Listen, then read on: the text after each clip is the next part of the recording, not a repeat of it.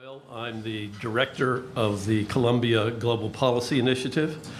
On behalf of the Global Policy Initiative, the United Nations Office of Genocide Prevention and the Responsibility to Protect, and the Stanley Foundation, I'm very pleased to welcome you here to this conference on making atrocity prevention effective. Today, as you can see in the room, we've convened academics and policy experts, members from the UN, including representatives from member states. And our aim is to share some initial findings from a very important and valuable product.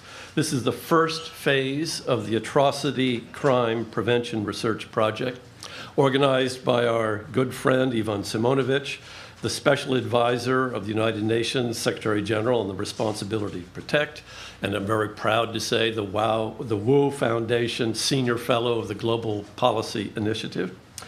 The project aims to produce a systematic assessment of atrocity crime prevention and provide a strong evidence-based approach for future prevention efforts. The research is especially important in the United Nations. As Secretary General Guterres recently said, prevention is not merely a priority, but the priority.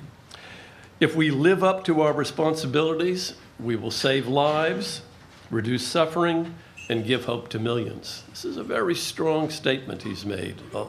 In my opinion, a lot of his Secretary Generalship will rest upon realizing these very important agendas that he put forward. At the same time, when we look around the world today, we see that atrocities are on the rise, and the essential role for the UN and the wider international community is to try to do something about it.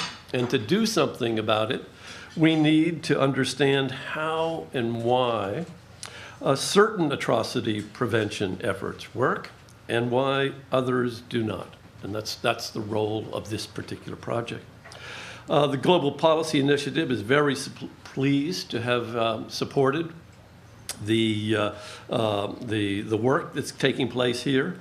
We're really honored to be joined with the Stanley Foundation, who not only has supported this effort so strikingly, but has a real record of having been a supporter of Responsibility to Protect since its very inception, in contributing as well to the first special advisor on R2P, my colleague, Professor Ed Luck, who has joined us here today.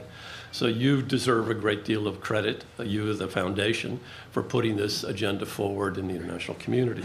So I'm honored now, in a moment, to give the floor to the President and CEO of the Stanley Foundation, Keith Porter. Keith has been with the foundation for 30 years, taking the role of President and CEO in 2013.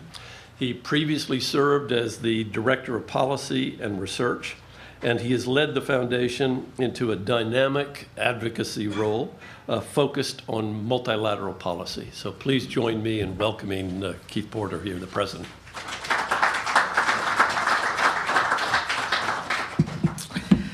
Thank you very much, Michael, and thank you all for being here. Special thanks to everyone at Columbia and the Global Policy Initiative, and also people from the Office of the Special Advisors on Genocide Prevention and Responsibility to Protect for making this event possible.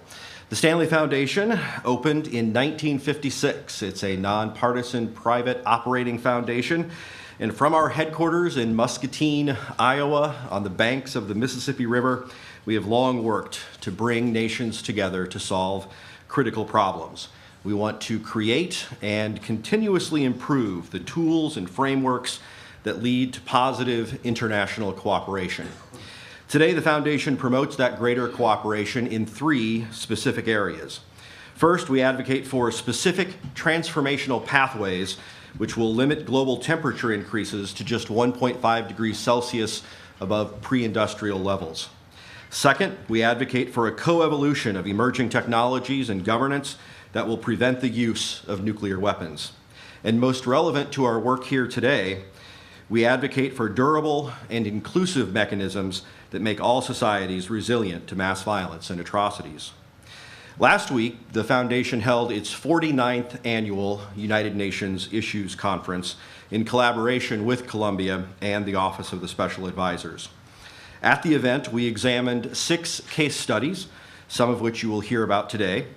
And as we discussed the case studies last week, I was encouraged to hear experts and practitioners express a willingness to expand their thinking about, first, the kinds of actors which need to be engaged in atrocity prevention, about the way to identify and use windows of opportunities in emerging crisis situations, and third, about the wide variety of entry points available for meaningful interventions when the world chooses to work together to protect vulnerable populations.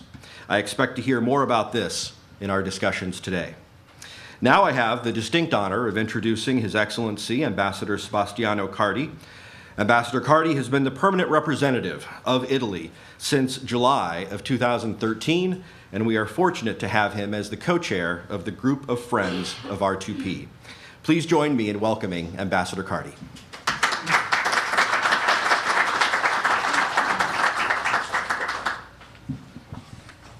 Thank you very much. First of all, I'd like to say I didn't have my coffee, so I'm not going to be very, I'm afraid not too clear, maybe, not an espresso especially. But thank you very much to the Stanley Foundation, to Columbia, to Professor Ivan Šimonović, to Professor Michael Doyle for having me here. Yes, first of all, I've been here for 5 years, so it's a long time, and I'm leaving actually because they just appointed a new ambassador to the UN. It's a woman, so maybe the women in the room will be happy about that. It's the first woman ambassador of Italy to the United Nations. It's important, I think, because we have to give also this side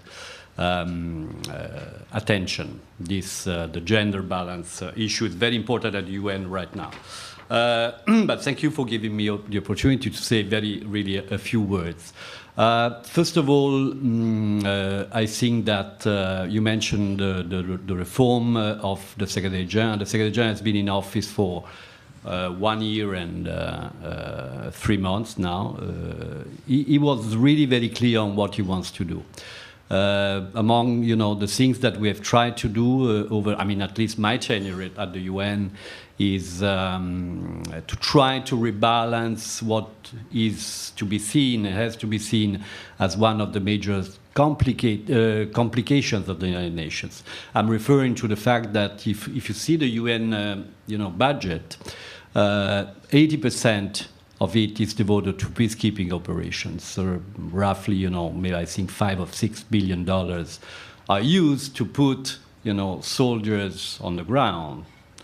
They are very useful, of course, because we know of a lot of situations in which, having peacekeepers on the ground, just by the fact that they are here, maybe not even being so active, is avoiding atrocities. There are really many instances in Africa and elsewhere where if you put a force on the ground, and of course you have to pay for that, that force alone will prevent mass atrocities or genocide happening. So I think it's important to understand that the peacekeeping, we hear a lot of criticism about the UN, peacekeeping role. There have been failures in the past. It's true, and we have to address those. But it's also true that the peacekeeping is an important force. But if you, again, as I said before, if you look at the budget of the UN, of the main components of the UN, 80% will be devoted to peacekeeping, and a very little amount of money, roughly $600 million every year, is devoted to prevention or mediation capabilities, who are up to the Department of Political Affairs, not the peacekeeping operation department. So I think in these years, what we have tried to do along with our colleagues is to try to shift this, to shift the balance, to put more money on prevention, on mediation, on issues such as prevention of atrocity crimes. And we have worked a lot, not only with Ivan Šimonović, by the way, I would like to open a parenthesis now on Ivan, but also with Adama Dieng, the Special Envoy for Prevention of Genocide. In the past years, we have also supported and financed one important tool at the disposal of the international community, which is the framework of analysis. I mean, it's something that gives you some indicators that if, of course, if used well, will allow peacekeeping operation, political operation, international communities, government, NGOs, civil society, to be alerted when there are signs of genocide or prevention. So there are the tools are there, and of course, I'd like to just say that Ivan, in his previous capacity of head of the Human Rights Office at the UN, as Assistant Secretary General, has been, very, very strongly supporting Italy in many, many ways, and we have worked a lot, even in the past, in the 90s, but you were the ambassador here. I was a little bit more junior, but we have been really working a lot, and we are very, very, it's sad to see him go, but I think that this last project that is, undertaken with Colombia and with the Stanley Foundation and the member states that can help is very important, because it's among the tools that we need to try to avoid atrocity from happening. And today, the world is getting more dangerous, is getting more risky, and atrocities, unfortunately, also the world might seem to be in a better, shape. Actually, violence, genocides, possibilities, atrocity are happening much more than in the past. This is something that we have to remind. But, as I say, very often to the people that come from, for example, from Italy, I have had more than 10 years of experience at the UN. People ask me, politicians, students, whatever, they ask me what the UN is about. What is the UN doing? Because people is getting killed, you're not able to stop the wars. I mean, the UN, a journalist, a colleague of mine, a friend of mine a few years ago said something, he wrote a book, and the title of the book was the mirror of the world. The UN is the mirror of the world. It's not that it has a life on its own, unless people, as Ivan Šimonović and others, tried from the inside to give some impetus, take the lead on some issues. But very much it is the responsibility of the member states to try to solve the problems of the world.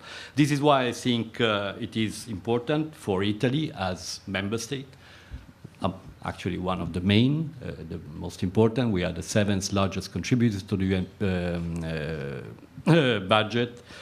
We are the first in terms of Western country instead of peacekeeping troop contributing country. So we are happy to be a strong supporter of the UN. We need this kind of project. We need this kind of initiative, because they will give, hopefully, not only the UN as a whole, the Secretary General, the Under-Secretary Generals, the people on the ground, but also the member states, other tools to address this issue. Italy, as it was said, together with Qatar, is the chair of the R2P group of friends at the UN. We had the first meeting we had 2 weeks ago. It was a very successful one. There is a lot of activity going on, a lot of willingness to try to solve, to try to address this issue. But again, as we know, it is a very, very tough one to address. So we really have to put everything together, and I really welcome this the Making Atrocity Prevention Effective project here to be presented probably in a few months. So I said, I think most of all, last year Italy was at the Security Council, member of the Security Council, for 1 year. We tried to put, human rights, respect of human rights, and at the center of the stage. We tried with others, of course. One of the things we did, for example, is in relation to a sanctions committee in Africa, to a very specific situation, very dangerous one. I think it was Central African Republic. We proposed that, among the indicators of sanctions, the elements that you wish to examine when you think about sanctioning somebody or some entity is respect for human rights. I think it's important to understand that it is something that has to be always on the first row of our interest. And the last thing I would like to know, we are trying also in Italy, in Rome, in Italy, all over the place, to educate students. This is, I think, very important. The young students have to understand how difficult and how dangerous work can be in so many places, and how it is important to, to know this, not to close them, ourselves in our small shell. So we have launched a project in the schools to make R2P better known. And we have also launched, I think, Jessica's better than me on that, a kind of a role-play game, something like that, which has been adopted by some schools, and we hope, that replicates some kind of crisis and so on. So we hope it's going to be useful for a younger generation to understand the issue which are at stake and the difficulty in solving them. Anyway, thank you for having me. I wish all the best for the panel. We'll be here for maybe an hour. I'll have some coffee now, maybe. And all the best also to Ivan for his project. Thank you very much.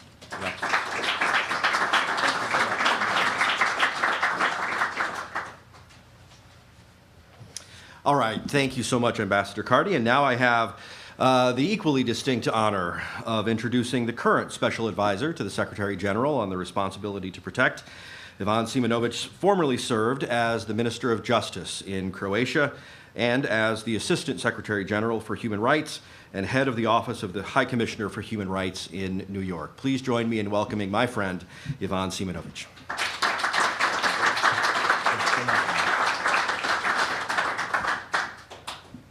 Thank you very much, Keith. So, Your Excellencies, ladies and gentlemen, dear friends, thank you very much for coming for our conference today. I will start with thanks. Thanks to Columbia University, to SIPA, to Global Policy Initiative, and especially personally to Michael Doyle, not only for hosting this conference, but for all support he extended me during my work at Columbia University. Stanley Foundation, thank you very much. Ahead of this conference, you have provided us a wonderful opportunity for discussion between researchers and UN colleagues about lessons learned.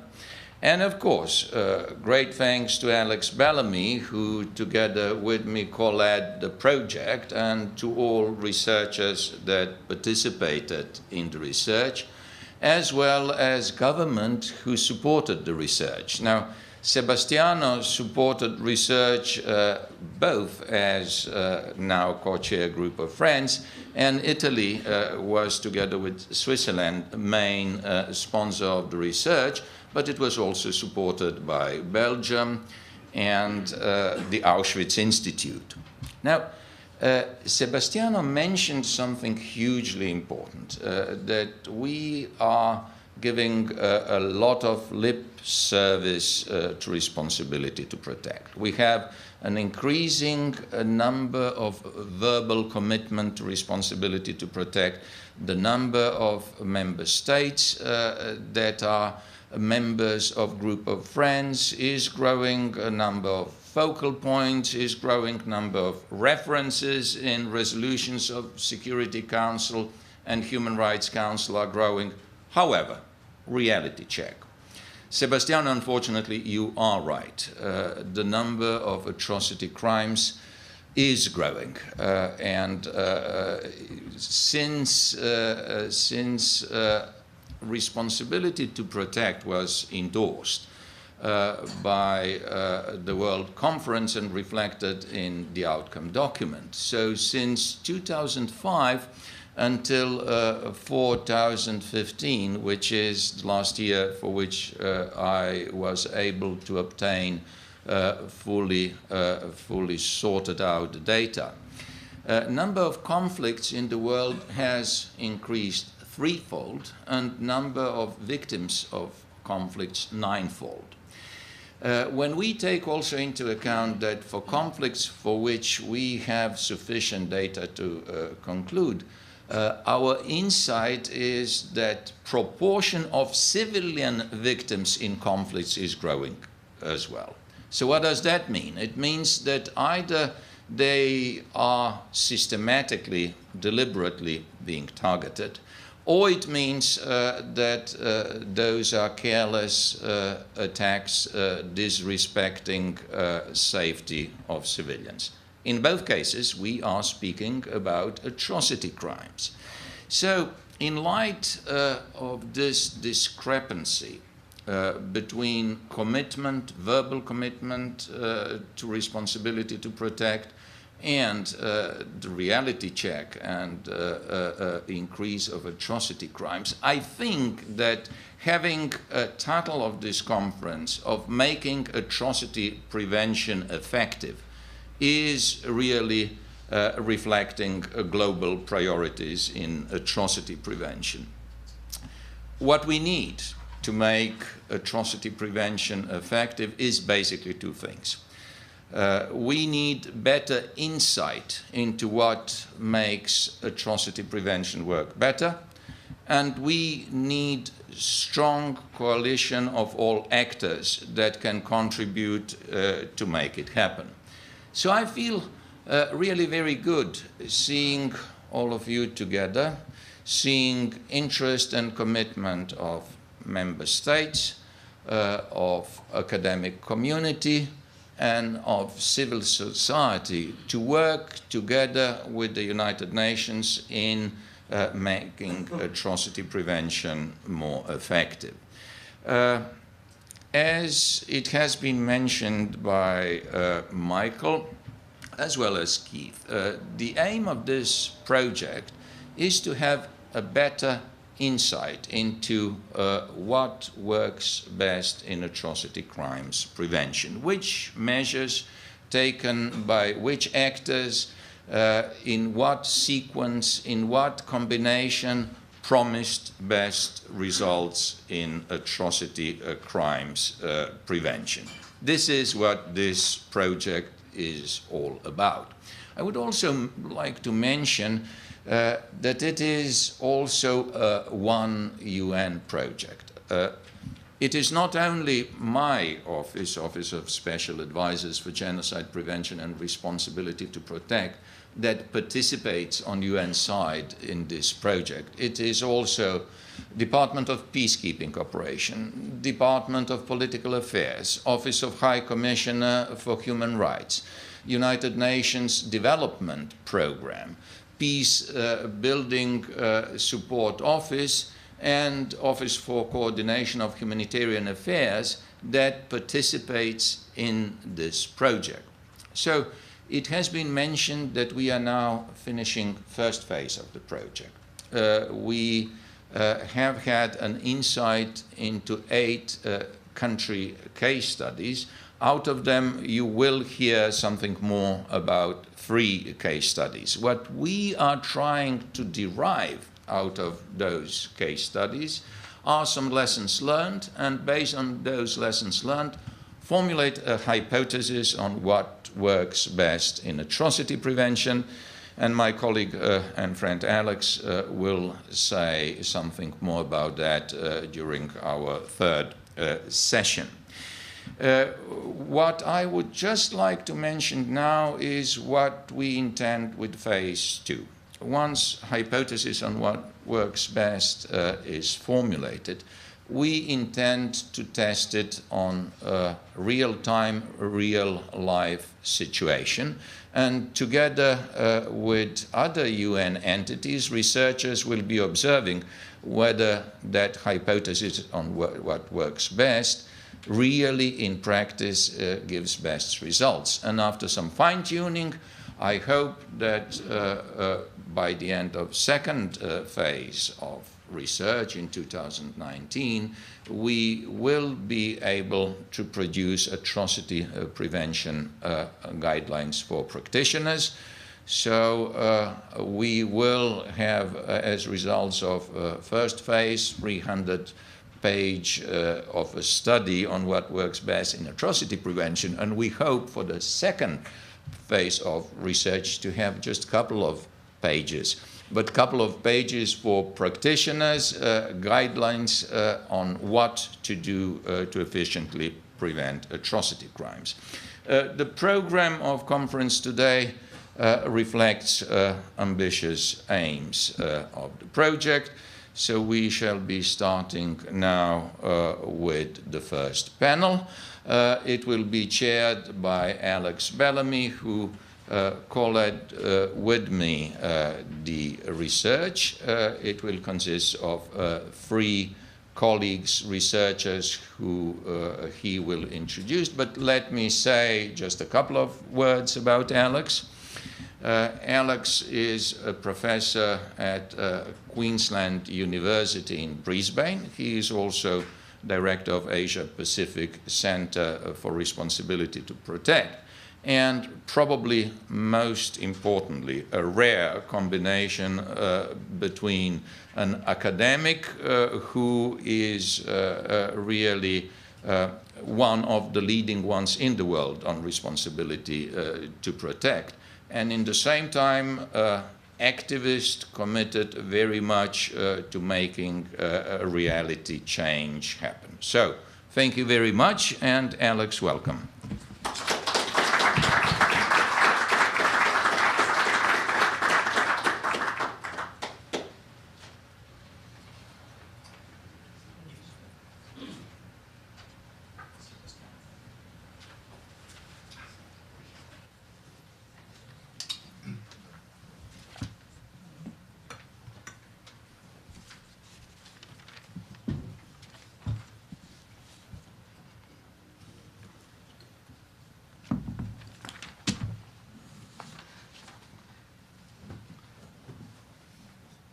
Okay, thanks very much, Ivan, for those kind words of introduction. I think by the end of this session and the end of the conference, you'll all see that Ivan was being far too generous and that I will fail spectacularly to live up to that bill. I've been given a note to read out to those joining by webcast that they can click the participation tab to submit questions. I'm presuming that those skilled enough to log on to webcast and view things by webcast know what that means. So thanks very much. Now it's my great pleasure to moderate this session and to introduce our 3 fantastic speakers, each of whom I've had the delight and honor to work with for more years than any of them would probably care to remember. 1. So we have Naomi Kikola, who's Deputy Director of the Simon Scott Center for the Prevention of Genocide at the US Holocaust Memorial Museum, and Naomi will be talking about Burundi. Then we've got my friend and colleague at the Asia Pacific Center for the Responsibility to Protect, Noel Murada, who will be talking about the situation in Myanmar. And last but by no means least, another friend and colleague, Frank Ochev, who's a research associate from the Kofi Annan International Peacekeeping Training Center.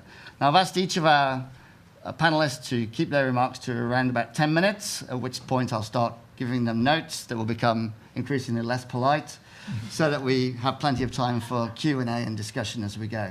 So without further ado, I'll hand over to Naomi. Thank you. Would you like us to sit or stand up? I'll sit, but I'm going to just quickly get realized.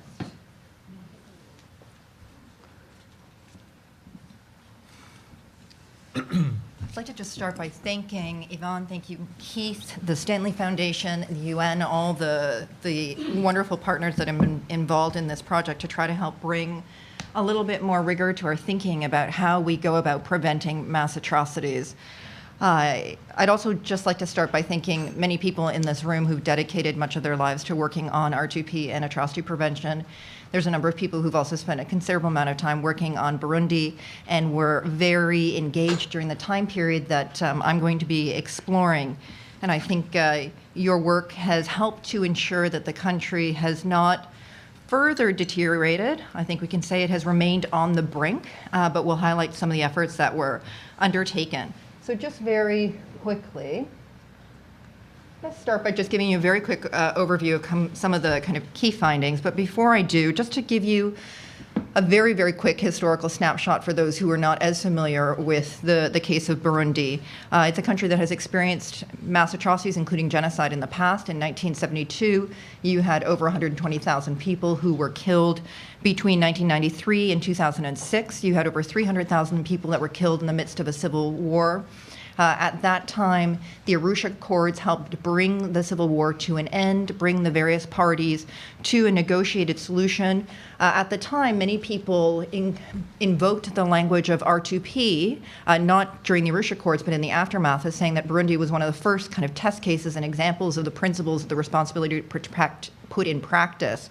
And when I was working at the Global Center for R2P, we actually put out a report that looked at the various tools that were used at that time, and our conclusion was that yes, there was a number of different preventive tools, from preventive deployment and economic sanctions and peace negotiations.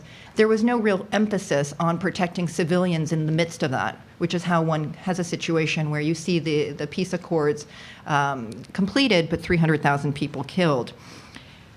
Burundi has continued to be a country of focus for the international community. Between the period of 2010 and about April of 2015, we saw a pretty consistent ratcheting up of international attention because there was a concern that there would be a return to conflict in the country and the potential commission of atrocities.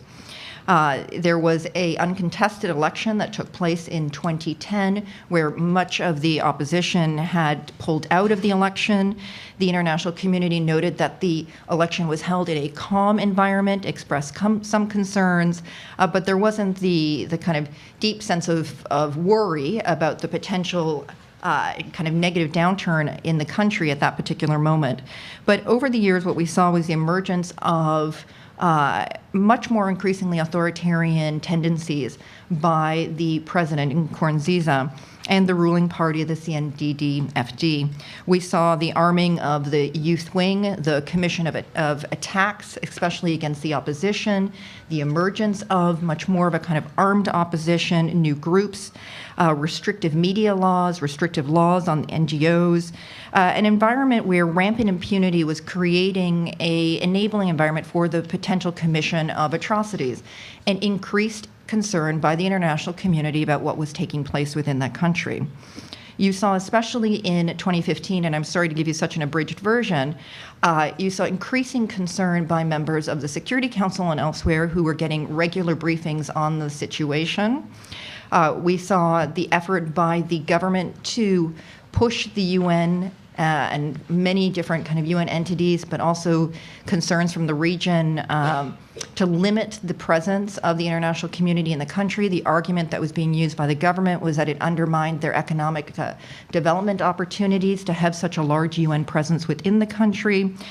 I think you saw a pretty sophisticated effort by the government to essentially try to limit the amount of external attention that there was going to be on the country at a period in which it was increasingly clear that the president wanted to run for a third term, which would have violated the fundamental tenets of the Arusha Accords, or at least from many within the international community's perspective, would have violated the Arusha Accords. Pulling on some of the kind of key findings, I think there's a couple of things to note that makes Burundi a really interesting and very difficult case to kind of unpack what some of the preventive successes might have been.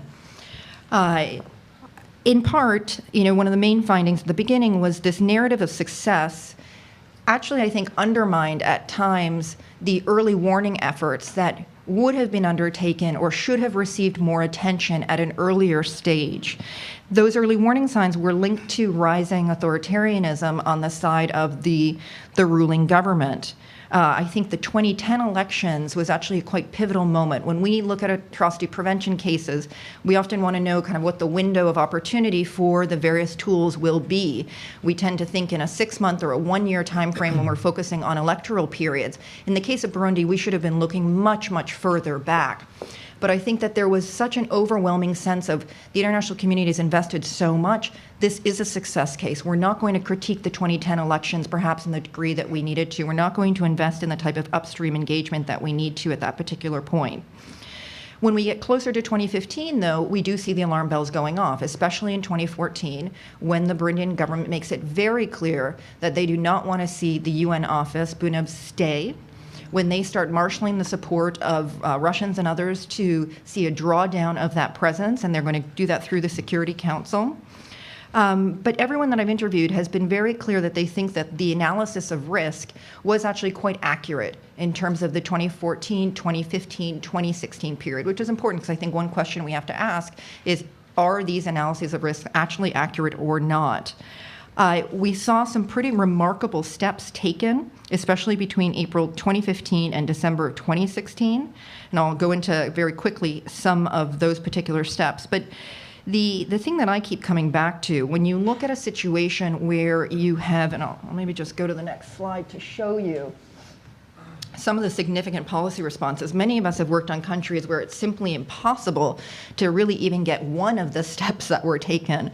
But in this particular case, what do we have? We've got the Peacebuilding Commission putting Burundi on its formal agenda, and that predates the kind of time period that the study looks at. You've got the East African community creating an inter-Burundian dialogue to be mediated by President Yoweri Museveni and former President Mkapa as the facilitator of the process.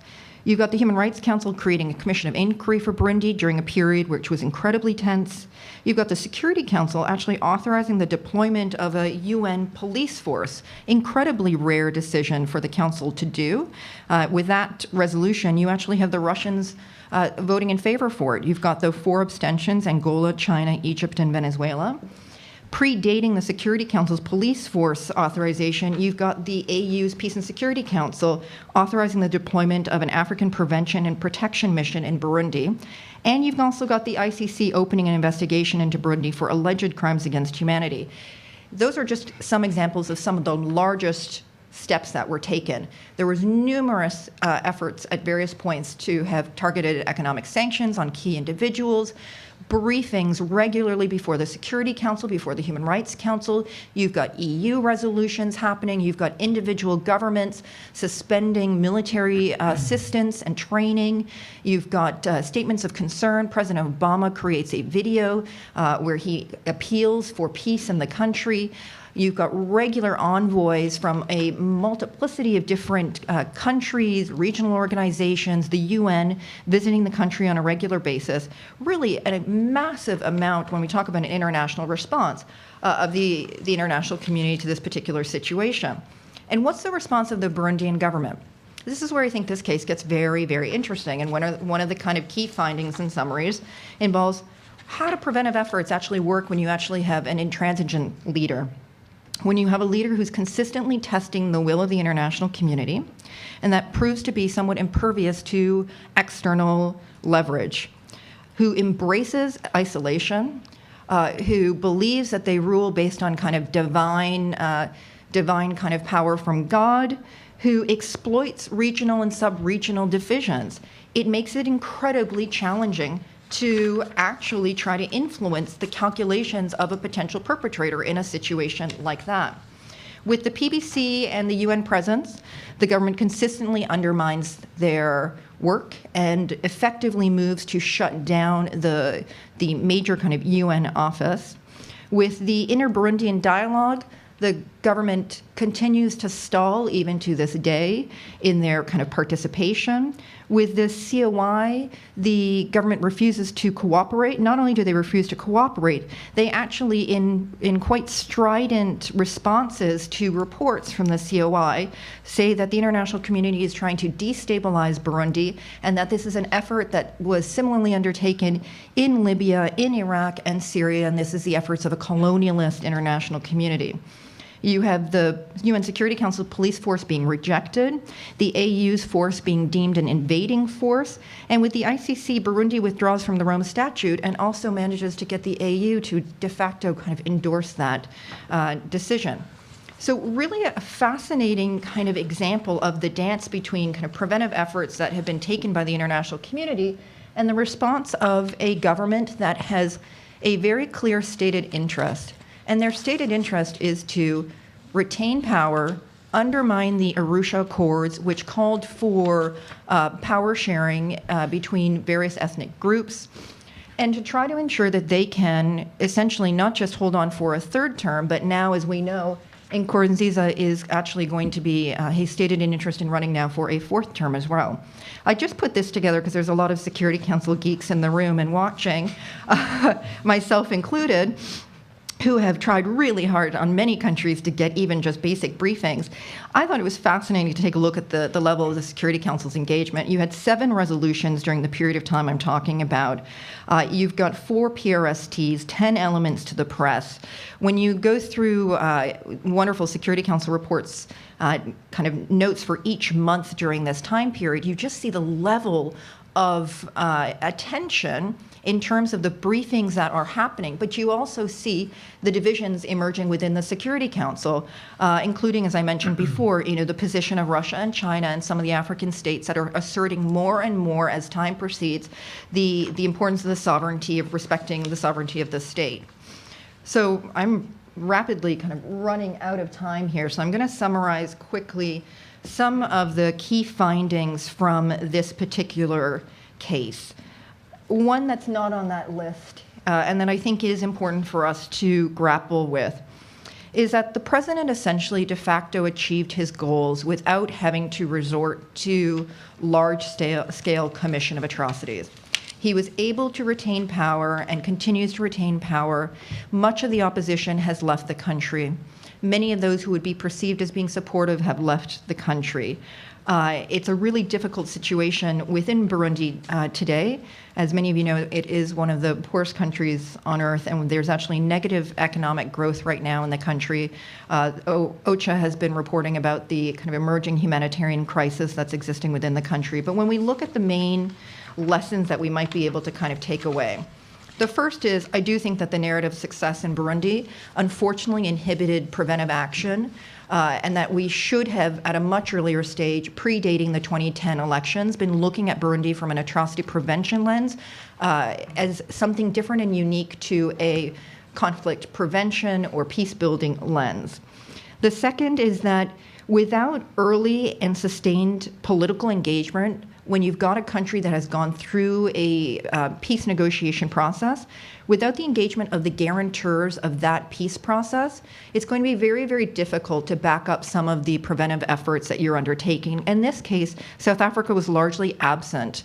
They were not playing the preventive role. They actually were making statements that were contradictory to Madam Zuma, the AU's commissioner at the time, who was expressing considerable concern. And that showed fracturing within the international response and the African response that I think was detrimental. The third, just very briefly, faced with intransigence, a consent-based response will fail. The Burundian government PNG'd 4 senior UN officials prior to a pivotal moment in April when there was a warning from an UN security official about the arming of kind of the youth wing, and that individual was PNG'd as well. But we saw that each of these measures that were being invoked, the police force and whatnot, kept being refused, and it really made it very challenging for some of these preventive tools to be used. Very quickly, we have to be honest about the risks of deferring to regional and sub-regional actors. The African Union lacked, in many cases, the capacity. If they had been sincere about the idea to kind of deploy this protection force, the reality is they didn't have the standing force ready to be able to do that. Even more worrying, the Peace and Security Council did not even ensure that the countries that voted in favor of such a force were in capital supportive of that. What that meant was you even had African member states voting differently in the Security Council and not wanting to endorse this particular decision or reiterate it than the actions that they took in the Peace and Security Council.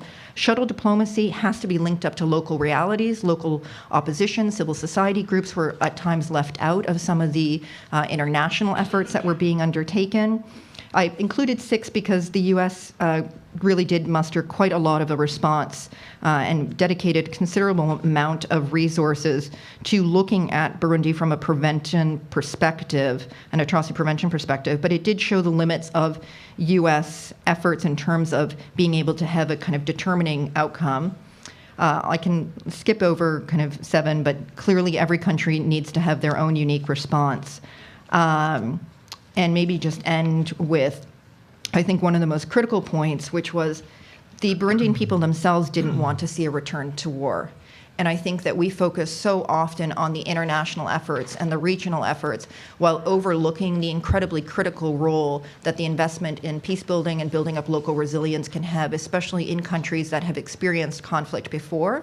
And that I think arguably Burundi is one example where that actually created a really important bottom-up pressure to help dissuade the kind of return to conflict. So I'm going to leave it there with just ending on Burundi is an incredibly complicated situation and one that I think requires a lot of humility in our part in understanding how prevention works.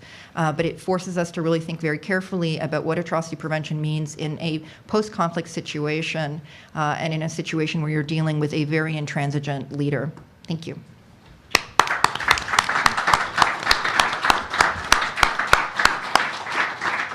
Great, thanks very much, Naomi. That was a comprehensive tour de force, thank you. And now without further ado, let's hand over to Noel Murada on Myanmar. Yeah. Thank you very much, Alex. First, I'd like to thank the organizers for inviting me into this public seminar. So because of the limited time, I will just work on my script based on the key lessons that I highlighted in my case study. The first one is that preventive measures have had very limited impact, if at all, in Myanmar, given the absence of institutional mechanisms for accountability of the security sector. The Tatmadaw remains outside of civilian control and oversight, even as its forces continue to commit atrocities against protected populations. And this is not only with regard to the Rohingya, but also other ethnic minorities in the country. The UN has been unable to wield significant influence in preventing atrocities in Myanmar, inasmuch as the military remains unwilling to cooperate fully with the international community in holding its security forces accountable for human rights violations, especially with regard to atrocities committed against the stateless Rohingya people. Now, I identified 3 important reasons for this. First is that the Tatmadaw continuing intransigence in referring to the Rohingyas as the illegal Bengali migrants, even as the emergence of the militant pro-Rohingya ARSA provided a pretext for its reframing of the Rakhine crisis as a national security issue.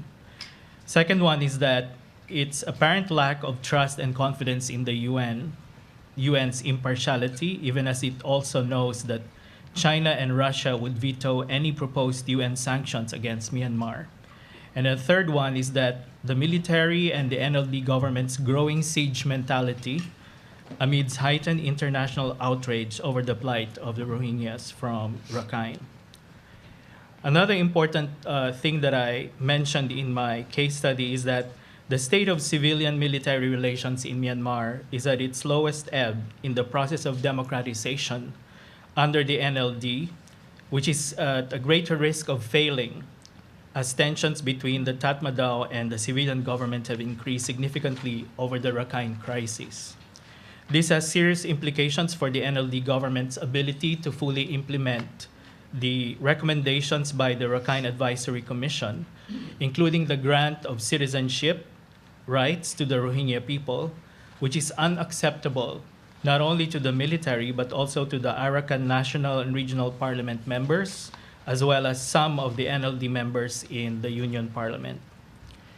Now, the other thing at the regional level is that ASEAN's regional diplomacy on the Rakhine crisis since 2012 have prevented or failed to prevent further atrocities from being committed against the Rohingya due to lack of consensus, collective political will, and innovative ASEAN leadership in exerting pressure on Myanmar. ASEAN's limited impact in preventing further atrocities in Rakhine stems from the following.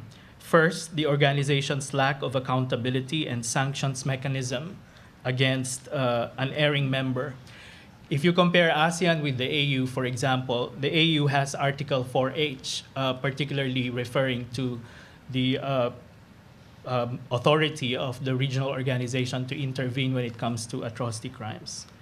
Second, its limited resources in providing significant humanitarian assistance to affected communities in Rakhine, which for the most part were carried out through voluntary bilateral assistance to the Myanmar government. And then third, unwillingness on the part of its members to relax the non-interference principle in dealing with Myanmar on the crisis in Rakhine. Finally, for now, the international criticisms and threats of targeted sanctions against Myanmar over the persecution of the Rohingyas continue to stoke further nationalist sentiments in the country and contributed to its heightened defensive, if not hardened stance of the government and the military against quote-unquote interference in its domestic affairs, whether it is by ASEAN or the UN. In the past, the military junta yielded to external pressures from international community with regard to human rights and humanitarian issues, which contributed to ending its status as a pariah in ASEAN. However, it appears that there are currently no incentives for the Tatmadaw to respond more positively to international outrage over atrocities against the Rohingya in Rakhine, even as targeted sanctions may only have limited impact on its economic interests. Instead, the military might take advantage of increased sense of nationalism at home, not only to stoke fear amongst majority Buddhist citizens over the threat posed by extremists like ARSA, but importantly, to aim for increasing popular support for the Tatmadaw and the pro-military parties like the former ruling USDP. That's how I'd like to just highlight the case study on Myanmar. Thank you.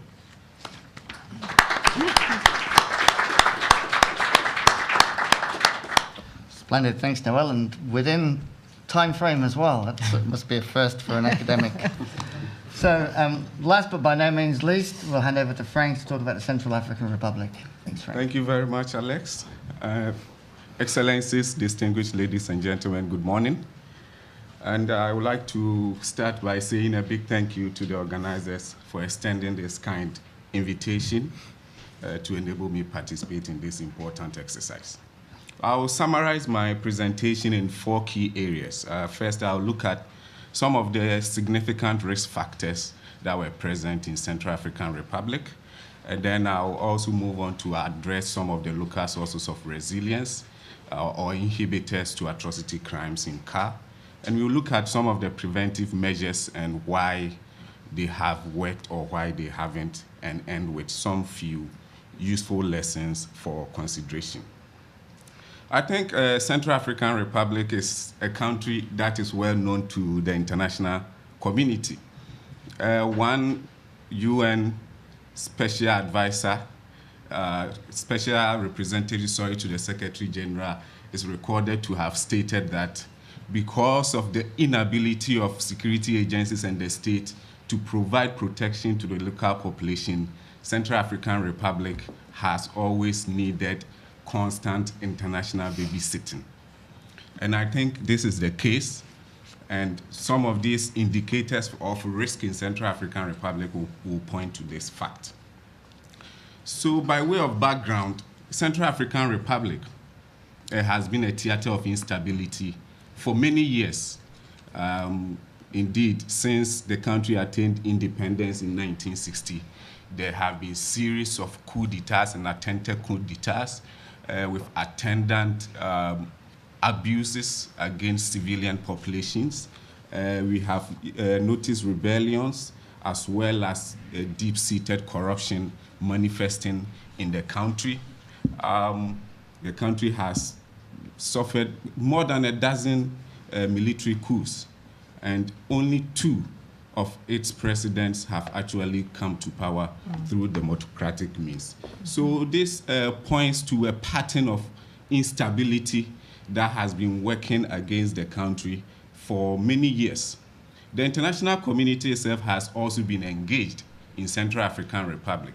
So the question remains why, despite the sustained international effort, Central African Republic continues to experience abuses and mass atrocity crimes against the civilian population.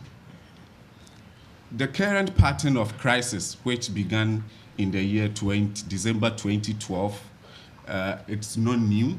Central African Republic has already experienced mass atrocity crimes, specifically crimes against humanity and war crimes in past years. And the most recent one before the current crisis was in 2002 and 2003.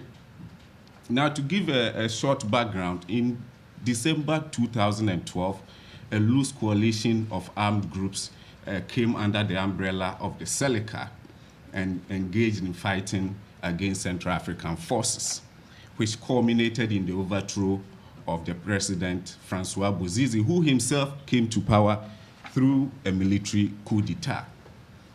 Now, the de facto president, Michel Djotodia, in reality did not have any control over the coalition. And that meant that a lot of abuses were committed against the civilian population. Due to the weakness of the state to extend protection to the local population, several self-defense groups were also formed, notably the Anti-Balaka, which also then engaged in reprisal attacks against majority or minority Muslim communities. So this is the background to the crisis being experienced in Central African Republic. Now, in the research, we identified several risk factors. Virtually all the risk factors for atrocity crimes can be identified in Central African Republic. And one of the key ones I would like to highlight is weakness of state structures. It's actually the most glaring indicator of atrocity risk in Central African Republic. There is no existing law enforcement mechanism. The justice system is in tatters. There is serious corruption, and the country is not able to exercise any effective control over what happens within the territory. And that has given rise to a lot of other risk factors, such as a record of serious violations of human rights and humanitarian law, and also increased capacity of various actors to commit atrocity crimes. And we can also talk about the trigger, which in most cases, the record points to the military coup in March 2013. But there also the evidence on the ground point to other triggers that precipitated this military coup. And one being the disregard and then the rampant hate speech or propaganda against minority groups as one of the triggers that also enabled the president, as it is alleged, president of Chad, and by the way, neighboring countries have played a very significant role in contributing to the crisis. There were Chadian mercenaries who were protecting the regime of Francois Bozize. Upon their withdrawal, to also join the Seleka forces that enabled these atrocity crimes to take place. So the trigger can be said to be a military coup d'etat, but prior to that, the withdrawal of Chadian troops and incitement to commit atrocity crimes also triggered this. And we can talk about several other risk factors, but because of the lack of time, I'll just proceed to look briefly at some of the local sources of resilience. And I'm emphasizing local sources of resilience because of the importance and the neglect of the international community, even though some effort has been made to strengthen or capacitate local actors to prevent atrocity crimes. Here we can look at local peace communities, committees, which usually comprise traditional religious leaders, respected elders, and civil society organizations who usually come together to engage in intercommunal dialogue and also promote social cohesion activities in the Central African Republic. While these initiatives have not succeeded in ending the atrocity crimes, at least they have been able to reduce the intensity or the damage caused by the perpetrators of atrocity crimes. And we can look at other women's groups, youth groups, and then also other religious leaders who in their own small ways have also worked towards promoting dialogue within various communities. Now, what preventive actions or measures have been taken? And here we can talk about a litany of initiatives by the international community, national actors, most notably the Bangui Forum on National Reconciliation, which has been hailed as one of the major efforts towards national reconciliation and dialogue. And here, because I am happy to note that some international NGOs, most notably one that I have interacted with here at this facility, Community Sant Egidio, I know they have also contributed to facilitating several peace dialogues and also initiatives to bring about peace in Central African Republic. Here we can talk about the economic community of Central African states, which has played a very key role in also bringing those warring factions to sign various peace agreements. But I must note that all the peace agreements that have been signed in Central African Republic, we can talk about 2002, 2006, 2011, none of the provisions contained in these peace agreements have been implemented. And there has virtually been no enforcement mechanism to ensure that those parties contribute to implementing these peace agreements. The African Union has been very active, coming up with a roadmap for peace and national reconciliation. And the UN, virtually all the UN agencies, UN peacekeeping mission, have all been present in Central African Republic. The question then is why, despite this intense international assistance and support, atrocity crimes continue to happen in Central African Republic. And from our conference or event last Thursday, I'm happy to learn that the Peace Building Support Office has started to engage civil society organizations beyond the state. I believe that one of the key lessons we can learn from Central African Republic is that atrocity crimes are taking place within communities. And these are people who are known to each other. To be able to prevent the future commission of atrocity crimes will be to build the broken down trust within these local communities. National efforts may be good, they are important, but without sustained engagement at the grassroots level, this usually will not trickle down. Now, a few lessons that I would like to point out here. The major one here being building state capacity for atrocity prevention. We know very well that the state is primarily responsible for the prevention of atrocity crimes or protection of populations.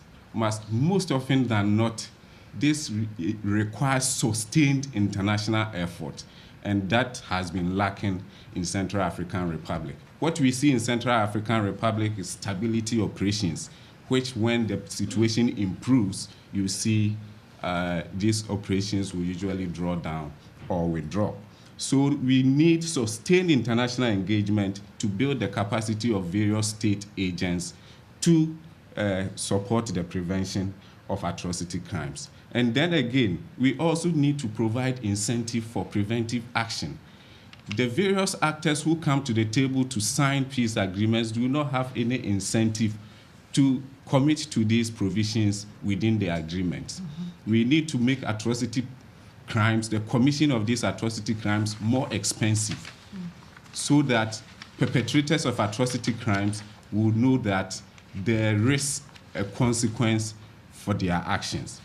But as far as Central African Republic is concerned, impunity reigns. And in most cases, the perpetrators of atrocity crimes are rewarded either with leadership positions or given total amnesty, which I believe is unacceptable. So to conclude my presentation, I would like to say that issues of building state capacity for atrocity prevention, ending impunity, supporting local effort towards atrocity prevention are some of the key issues that we need to look at going forward. I thank you very much for your kind attention.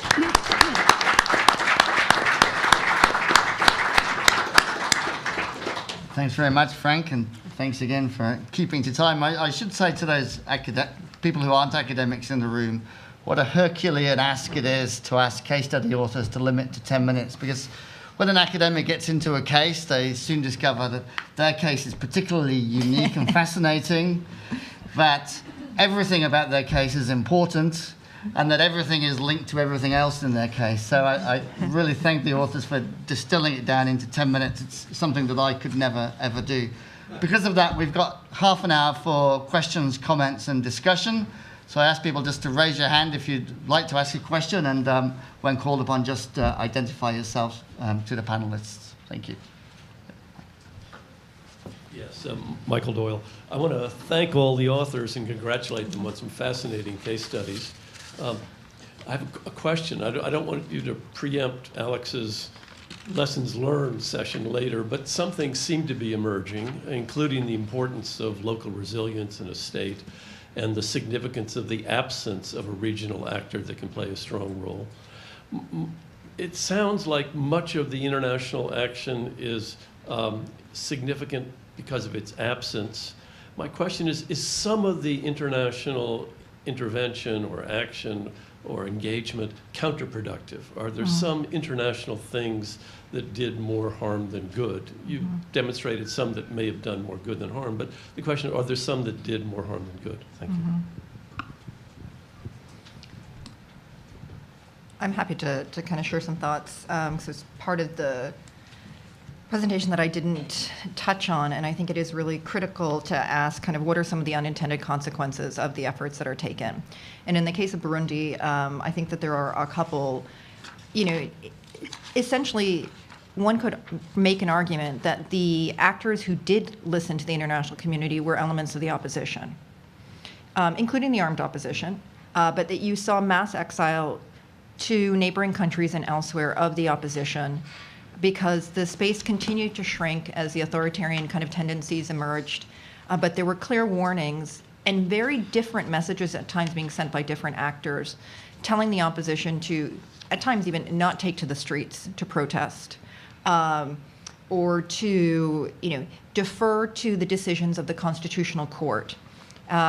There were some who felt that running for a third term fundamentally was a violation of the Arusha Accords, and there were others who interpreted the Arusha Accords in a way that suggested that perhaps there could be a legal basis for him to be able to run. And those divisions were laid starkly by different stances of particular governments. So the US government was very forceful early on, and Samantha Power actually in Burundi kind of quite clearly said to President Nkurunziza, you can't run again. Other countries said different things. The opposition each seized on to different kind of messages. So I think that there's a question of kind of, was the opposition silenced to a degree as a result of some of the efforts that was being taken?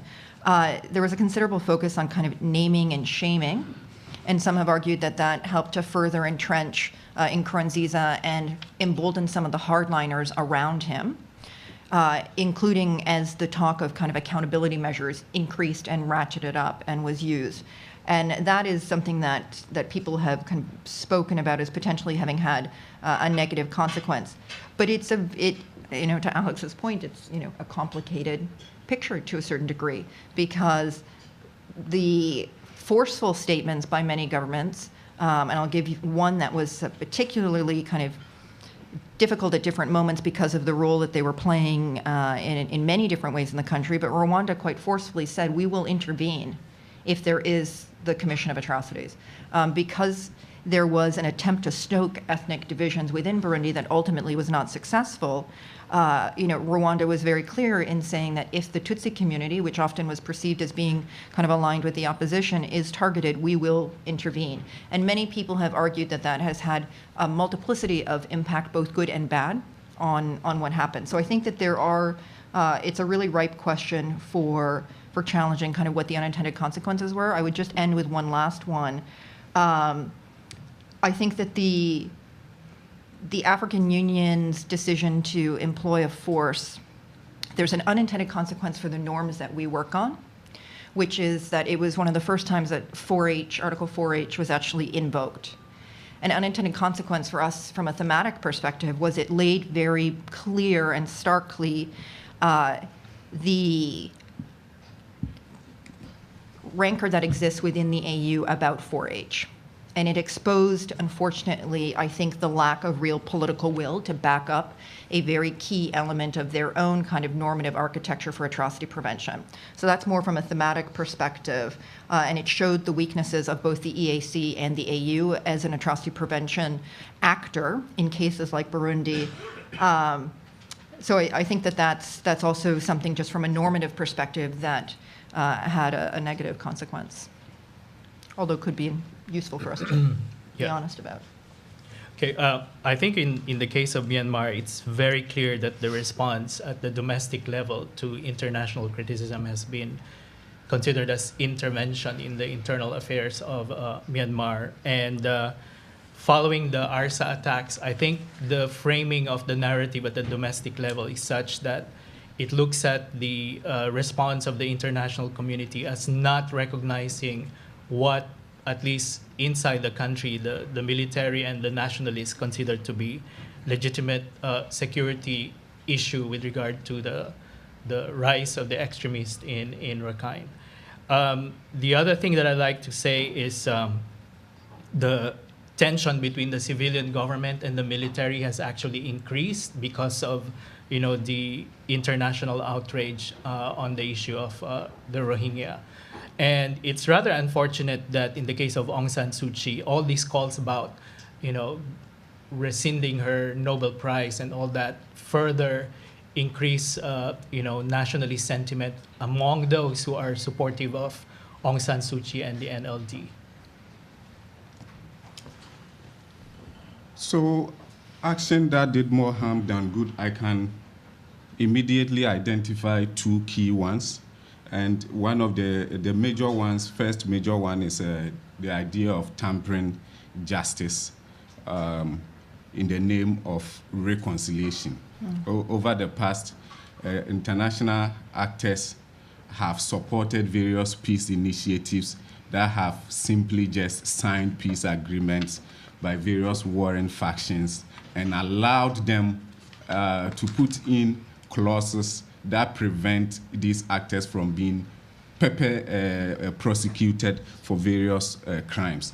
And this, to me, has encouraged series and years of the commission of atrocity crimes by these actors because they see there is a reward in that. I think that is something that should be looked at.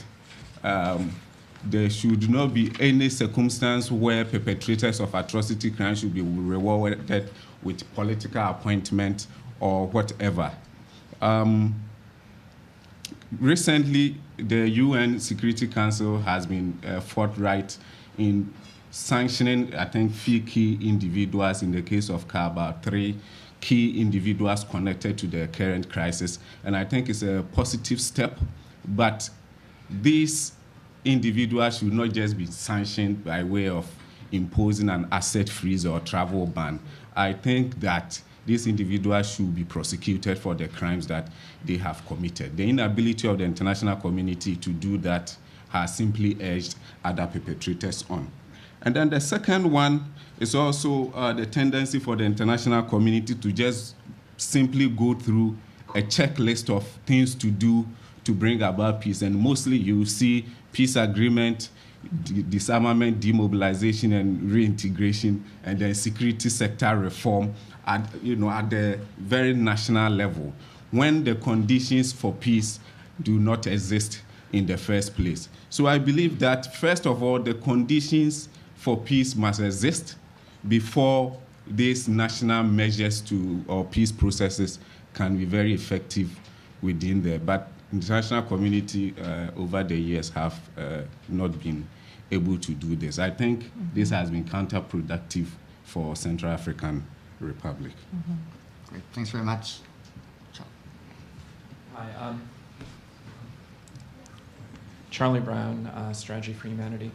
I want to build on something that Naomi said about the success narrative. and the tendency of the international community to declare success prematurely in these situations. I'm reminded of the Yale scholar Louisa Lombard's comment about CAR, which is the first thing the international community does in CAR is figure out a way to declare success and go home. It seems to me there are 4 success narratives that, and then I'd like to kind of hear the panel's response. I'll just say them very quickly. Number 1 is we prevented genocide, therefore it's a success. Number 2 is we sent in peacekeepers, therefore it's a success. Number 3 is we prevented electoral violence, and therefore it's a success. And number 4 is there's a peace process, therefore it's a success. So just I'd like the comments of the panel on that.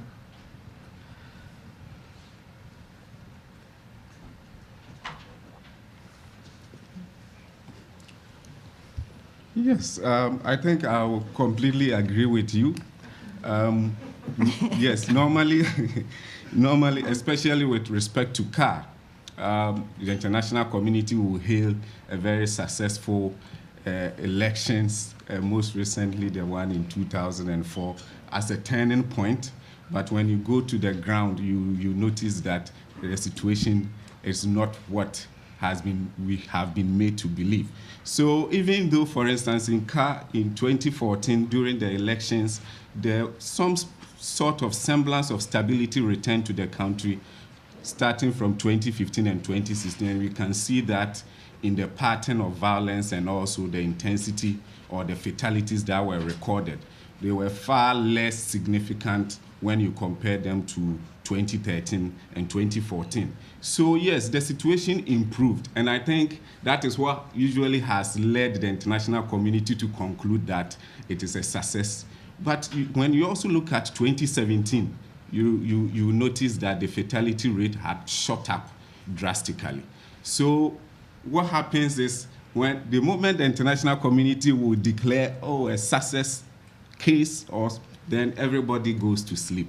And that has not helped. I think for CAR, we need sustained engagement, even though we may notice some semblance of stability. Because successful election in itself is not an indicator of peace in any situation.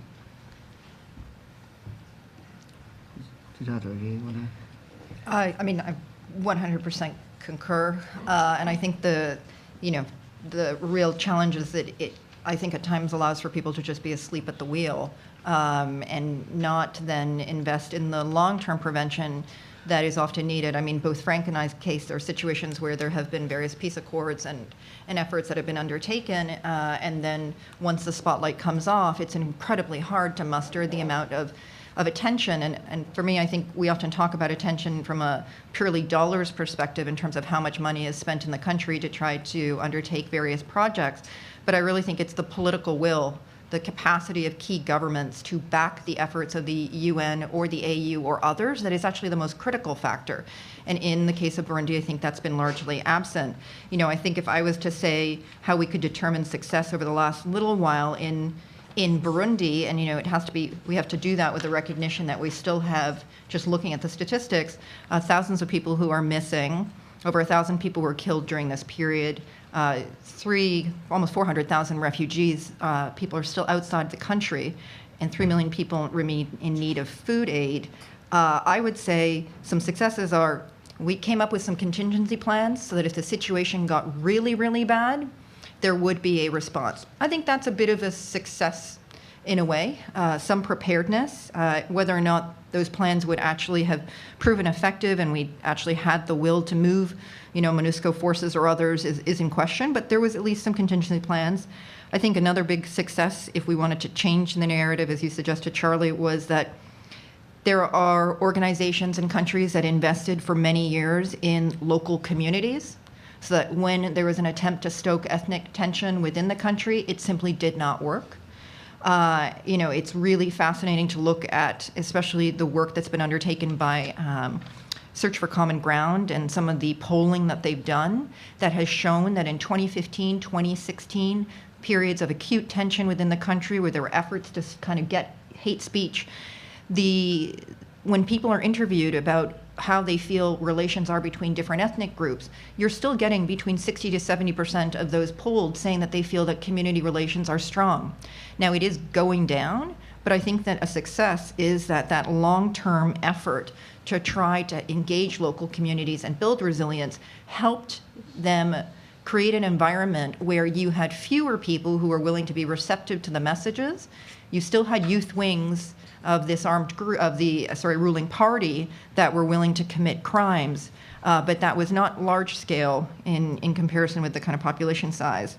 And then there's debatedly some questions around, could we say success around kind of the difference in behavior of the military versus the police force and security of the intelligence apparatus. But I think we need to, as you're suggesting, create much more nuanced and context-specific metrics for success than what we often focus on. And we need to expand our time horizons, especially in countries where we've been pushing for elections, to understand that periods of risk predate and extend way beyond our current kind of comfort. Great, thank you. Gentleman at the front. Thanks very much. Andrew Hudson from Crisis Action. We build coalitions of global civil society to prevent atrocities and worked on Burundi, Kar and Myanmar. Naomi, I gave you fair warning. I wanted to build on my question to you privately, which we didn't get a chance to finish. But thanks for your, as always, erudite presentation.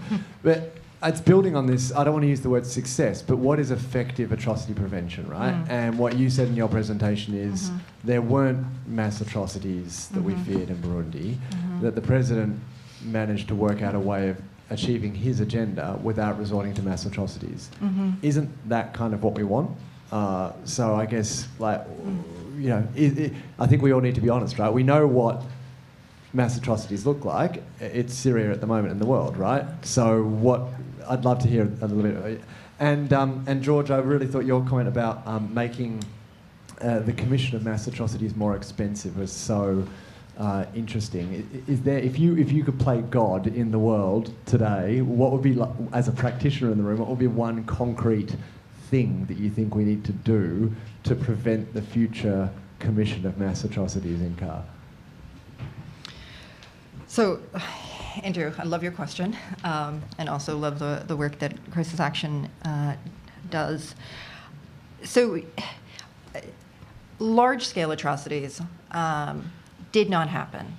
You know, when we were working on this, and Evan, Sankmar, and others in the room who are very engaged on the advocacy side, I mean, the invocation of the language of Rwanda, the proximity of Rwanda, the fact that in 2014, 2015, the anniversaries of the Rwandan genocide were used in part to kind of draw attention to Burundi, I think creates a perception of what we mean when we say that atrocities were prevented. And I think it goes to Charlie's point. Atrocities did happen, though. The example of Guinea, which is also one that's examined, in that particular case, you know, we're looking at a stadium massacre where around 150 people were killed, and then there was a large number of women who were the victims of sexual violence. You know, I think we grapple within the atrocity prevention community with questions of number, size, how atrocities are committed. Some have argued that atrocities in Burundi kind of maybe were pushed underground. That's why we have large numbers of people who are missing right now. So I want to be clear in saying that atrocities did happen. Did it hit the level that many feared? No. But the situation that we have right now, where you have an authoritarian government that has proven itself impervious to external critique, leverage, I think is a very, very dangerous and worrying situation. So it's a really hard, Alex and I were having this conversation on the way over here, a really hard question of balancing the imperative to see a country emerge from conflict, but do we want to see that country emerge from conflict in a way in which it embraces human rights, democratic values, good governance, you know, tackles impunity, or are we content as an international community to see an authoritarian government that is so repressive that you can't express your basic freedoms and rights And I think that's something that as a atrocity prevention community, we really have to grapple with. Kenya, we said that the last few elections have been peaceful, that there's been a calm, but that's come at the cost of remarkable human rights advocates who have essentially been silenced. So I'm curious if we're going to be, I think we all need to be focused on Burundi, for the next decades to come, because it will continue to be on this precipice. We have got it to a point where it hasn't gone over, but it will rest there. And at some point, the 390,000 people outside of the country may want to come home. The armed groups that are outside of the country, and you continue to hear reports of grenade attacks and things along those lines, are going to agitate to be able to return to their country. So it's a really, you asked, I think, probably one of the most critical and challenging questions that we all grapple with. I do think that, there was a very, very dangerous moment and we didn't go over. So in that case, I think we can say that there were successes.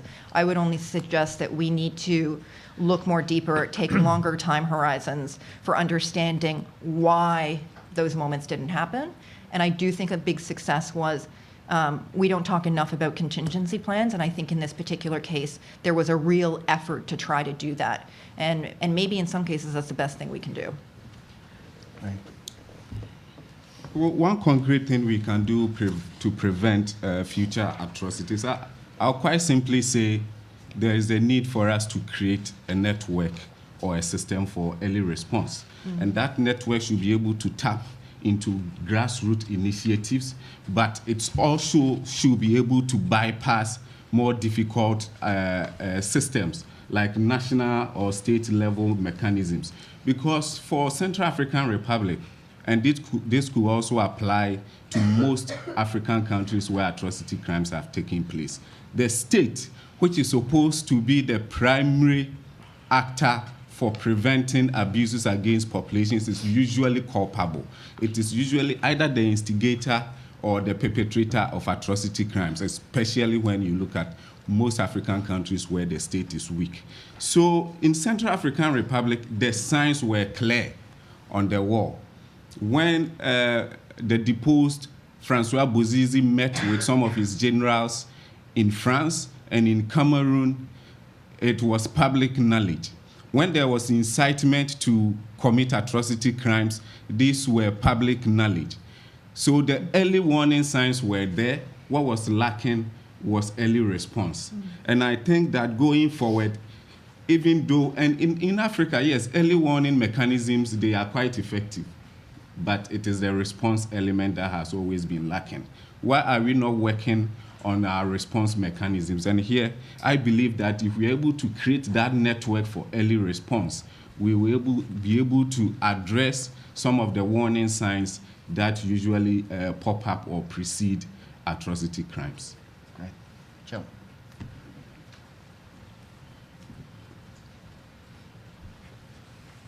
Jill the Office on Genocide Prevention, RTP. For all of the panelists, based on your analysis of all the measures that were taken and that either succeeded or did not succeed, could you just tell us one or two measures that you think the international community should prioritize now to change the negative dynamics in each of these situations?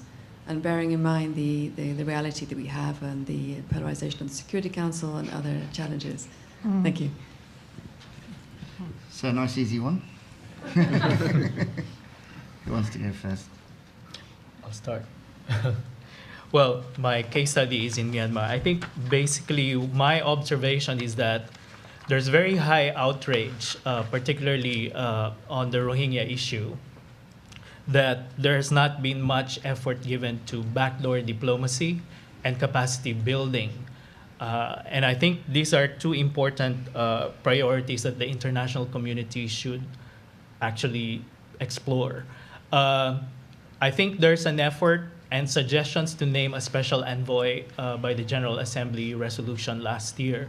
But I don't know what's going on as far as the appointment of a special envoy is concerned. And also, I think when it comes to backdoor diplomacy, there needs to be more coordination between the UN and ASEAN. I think there's a lot of interest in Southeast Asia to break the stalemate. But the problem is that there seems to be no coordination at the moment and really pushing very hard on, the usefulness of backdoor diplomacy. There's been, I think, a template that can be used in this regard. The experience in Cyclone Nargis as well as in the case of East Timor. But I think it's important to really give priority to this backdoor diplomacy and reaching out, to the moderates inside Myanmar, including the military. Capacity building is also very important because we need to focus on community level work and partnering with other stakeholders in Myanmar to promote interfaith dialogue and prevent hate speech, as well as, some of the findings of the Special Rapporteur on Myanmar and the fact-finding mission of, the fact-finding mission that was created by the Human Rights Council. So I think for me, these are the two priority areas for Myanmar. All right. For me, and with a very specific reference to Central African Republic, I think one of the key measures we can prioritize is to build the state capacity, because the state, a lot of things revolve around the state. And most often, this requires long-term engagement, which the international community has not been prepared to do in most cases, because it requires the deployment of huge resources. Usually, you limit state capacity building to a few peace processes like building the armed forces or reforming the security sector and also the justice sector. But it demands a lot more commitment from the international community than is presently the case. But most importantly is the need to capacitate local actors, because they are doing a lot of work in building broken down trust, which in most cases are the requirement in building a very sustainable community that will feed into peace at the national level. So for me, these are two main measures that we can prioritize to prevent future atrocity crimes. I can't come up with one. I have a couple. So I think, focusing on the potential perpetrators or those who may be mobilized to commit crimes in the future. 2020 is coming. It's the next electoral cycle. And focusing on those who may be the agitators. So I do think that an investment in continued focus on youth engagement. Over 75% of Burundi's population is under the age of 30. Massive youth kind of bulge, extremely high rates of unemployment, very worrying trends in terms of increase in various diseases, including malaria, factors that we all know that together with rampant impunity can be used to kind of play on grievances and mobilize individuals to help commit crimes. Focus on as well the integration of refugees and those returning back, those who have been the victims of crimes, those who feel marginalized. That is local level engagement and projects that need to be undertaken with the support and funding of the international community, but really focus on the local. In terms of the international effort, the Peace and Security Council, the African Union, should really be much more engaged and play the role of first responder if needed. That requires an investment in strengthening the capacity of especially the Peace and Security Council. I think that there is almost process work that can be done to strengthen that entity. I'm going to give you just a very quick snapshot. The proposal for the protection force was drafted and largely came out of the commission, came out of those who were very, very smart and following the situation closely, but it was a kind of almost think tank exercise rather than a political exercise to build political will. It's amazing that it passed. It passed in large part, I think, probably because there weren't consultations done back in Capitol. But the absence of the consultations in Capitol meant that within time, it became very clear that the members of the Peace and Security Council didn't support it. So focusing on the ability for that entity to be responsive in the future, should we see a breakdown? And then finally, just given that we're in New York, the Security Council continuing to follow the situation, the continued briefings to the Security Council, I think are very important to send the signal that there is continued attention, the world is watching. There are some states, Equatorial Guinea and others, who don't necessarily feel that it is needed at this point. But I do think that that is a very critical, at this particular stage, ongoing effort that needs to be taken. Great. Nadira. Nadira with the Global Center for the Responsibility to Protect. My question is primarily to Noel on Myanmar, but also I will reflect on Naomi's and Frank's comments as well. And at the Global Center, we try to change the narrative that Myanmar wanted to put out as their response to mass atrocity, the clearance operation response is actually in response to ARSA attack, to what we've been trying to highlight, and other human rights organizations that we work with as well, is that it's actually just an excuse, but more of a culmination of decades of discrimination and persecution of the Rohingya, who are the stateless population who have been denied movement and other rights, other fundamental rights. And we believe that's not highlighted enough. I guess so that's a comment, but also to echo what Naomi has said on success narrative and what Frank has said on prioritizing reconciliation over justice. Don't you think that to some extent we've given Myanmar enough backdoor diplomacy and enough patience, and we've prioritized democracy and having that success narrative of, okay, there has been a transition to civilian government. Isn't it time to prioritize prevention of mass atrocities and responding to what could be a genocide?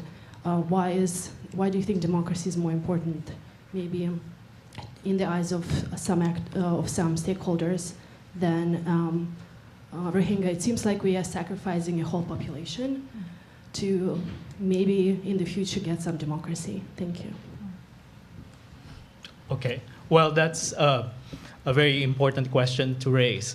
I'm actually pointing out in my paper how the gaps in, the perspectives between the international, regional, and domestic levels in Myanmar.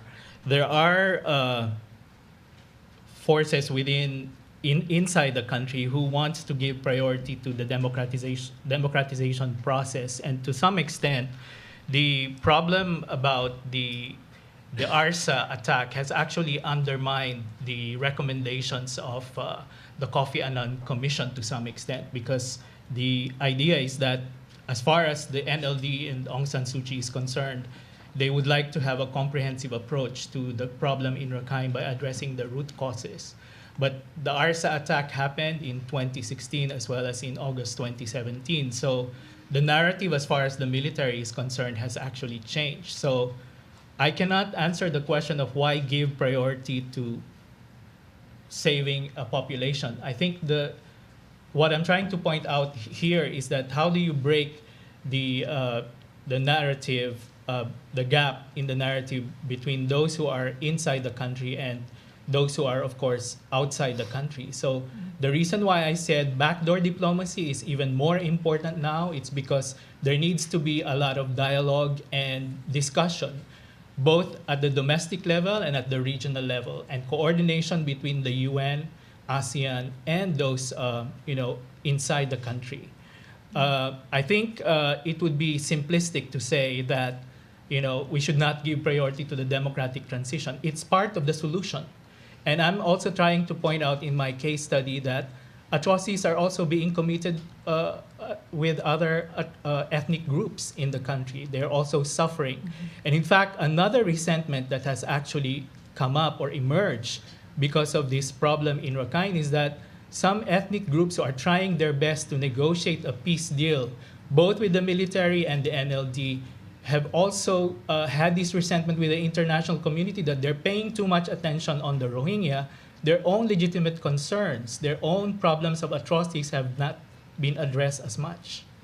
So this is part of the whole process of democratization and transition problem in Myanmar. And as far as I'm concerned, the interest of the military is that they don't want NLD to succeed.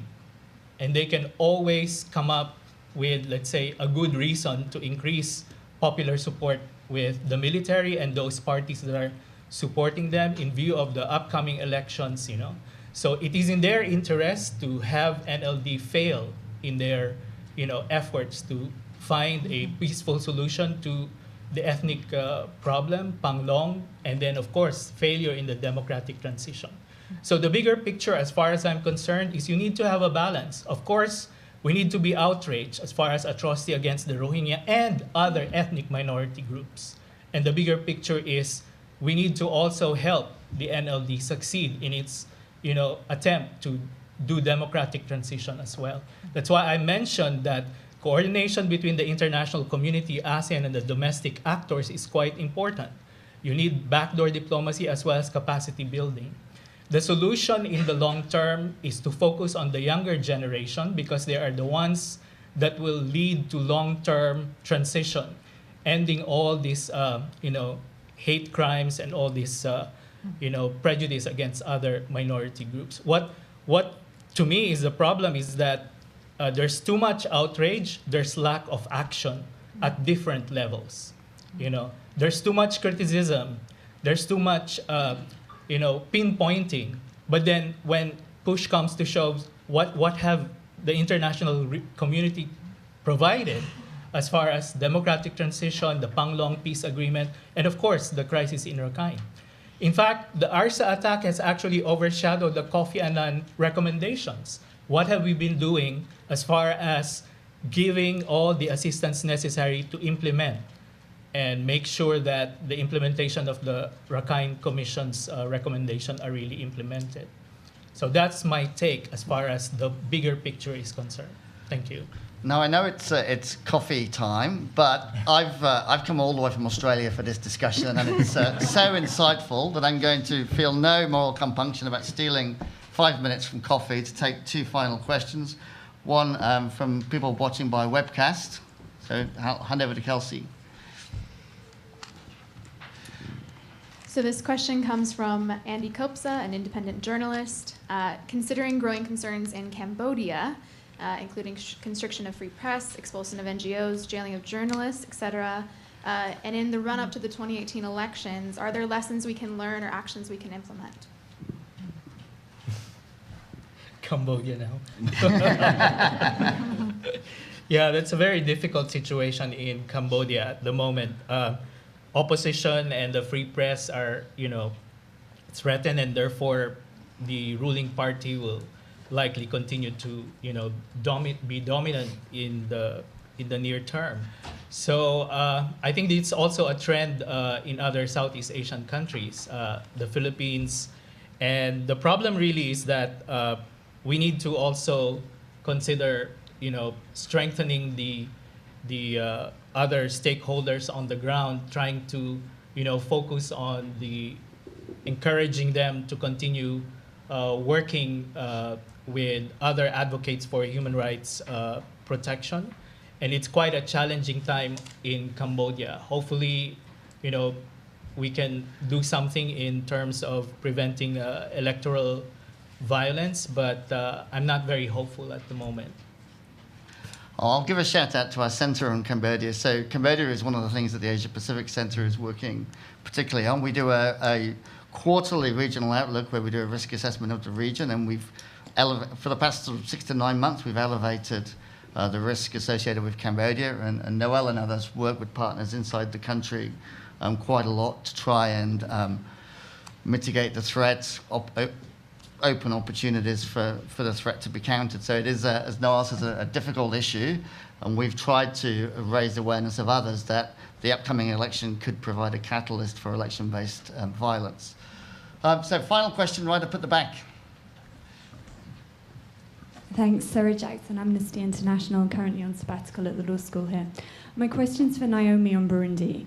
And given that you've gone beyond that kind of retrospective to look at the risks going forwards in Burundi, I'd be keen to know what you see the role of the international community should be with respect to the 2020 elections. Should they go for more engagement or more kind of punitive measures? And given the perspectives of the Burundian government in relation to Rwanda, do you think that there can be progress on some of these issues in Burundi by looking at Burundi alone, or do you think a more kind of regional solution looking at trust and confidence building measures is needed? I think you answered hopefully the last part of that question. No, I think that you have to look at it from a regional perspective, because I think that shows and reveals a lot of the dynamics that also create an enabling environment within the country for the continued efforts by Nkurunziza to reverse the Arusha Accords advances. So I think that there is a need for a more regional focus. I've focused only a little bit on the future risks, and that was more just because I think that it's problematic to look at a prevention case and to do a case study without looking at the more global kind of phenomenon of the fact that this is a country, and actually each of our countries are ones that are not, there's no kind of start and finish point. We're in the midst of ongoing kind of efforts. And I think that it's you're asking, as did Andrew, I think, some of the hardest questions around what do we do when we're focusing on atrocity prevention that is related to key moments or kind of triggers like elections. And, do you engage? Do you provide electoral assistance? I mean, that was tried in Burundi. As you know, considerable efforts. I think that at times individuals within the UN system saw requests for assistance as an opening, but we then at the same time saw kind of responses being taken that seemed to undermine any sense that there was an opening. There continues to be a perception that there is fractures within the ruling party and that there are elements that you can work with. And to Noel's point, if that's the case, then perhaps it is important to continue. But it's a question that I'm grappling with myself, because I worked for many years on Kenya, and I look at that country today with a lot of sadness, especially for remarkable Kenyan human rights defenders who have seen their space that they work in shrink, very much linked in part to the international responses around elections. So I unfortunately can't kind of answer your question because it's one that I'm really kind of grappling with at this point. I would maybe say one thing that would link your question to the question from online. Having worked for the last decade on kind of crisis response, one thing that I have always found very challenging and frustrating is that the short time horizons are not just linked to the response of the international community, they're actually inherent within even the way so Alex has continued to say that we're academics and researchers, and I love it because I see myself more on the practitioner kind of advocacy side, who happens to like research. But in our space, in the human rights space, it's often very hard to mobilize NGOs to be thinking about prevention of atrocities in a longer horizon frame as well. I find it really challenging that some of the major human rights organizations who do remarkable work, when you read and you go backwards and look at what they've said, for the last 10 years on Burundi, on so many of the countries that we work on, it's really only when you get really close to a moment where it's quite clear and obvious to everyone that there's a risk of atrocities that you see them start talking about the risk of atrocities. The UN, I actually think in Burundi fared considerably better when you go back and read some of the UN reporting and the reporting of special rapporteurs, the independent expert. And in some part that might, again, be because of the history of the country, the proximity to Rwanda, the narrative around there. But I'd actually urge the human rights organizations, the analysis in organizations like the International Crisis Group and others, in addition to the UN system, to, within their reports, literally systematically make sure, especially if they're doing annual reports, that for many of the countries, they have a component that looks at the potential risk of atrocities. There's no reason why Amnesty and Human Rights Watch and ICG and others, can't incorporate that in as part of the standard kind of benchmarks for releasing any particular report. And I think that would help create, again, more momentum for conversation, forward warning. I'm suggesting, work that many organizations are already doing that are dedicated just to atrocity prevention. But I think we need to, I hate to use this term, mainstream it much more in a larger community. And what I think that will do is help myself, Savita, Evan, Nadir, others, at different moments, Andrew, in advance of the Kenyan election, and my memory for the year is escaping me, I remember going around trying to get human rights organizations to participate in a meeting that I really thought we should convene on like what our contingency plans were for a year out if the election went badly, and being told over and over again, we don't have the bandwidth, we don't have the resources, we don't have the attention, we can't advocate the time to kind of sit down and like talk about it from that perspective. So I think that we can also do a bit more work on our side, so that this is not just, again, a siloed little boutique issue that the folks in this room talk about, but that when we're thinking about 2020 for Burundi or whenever the next elections are going to be for CAR, we've got this kind of front and center at a much earlier stage. I think that's an excellent place to finish this session. So we'll reconvene here at 10 past 11. There's coffee at the back, and please join me in thanking our excellent presenters.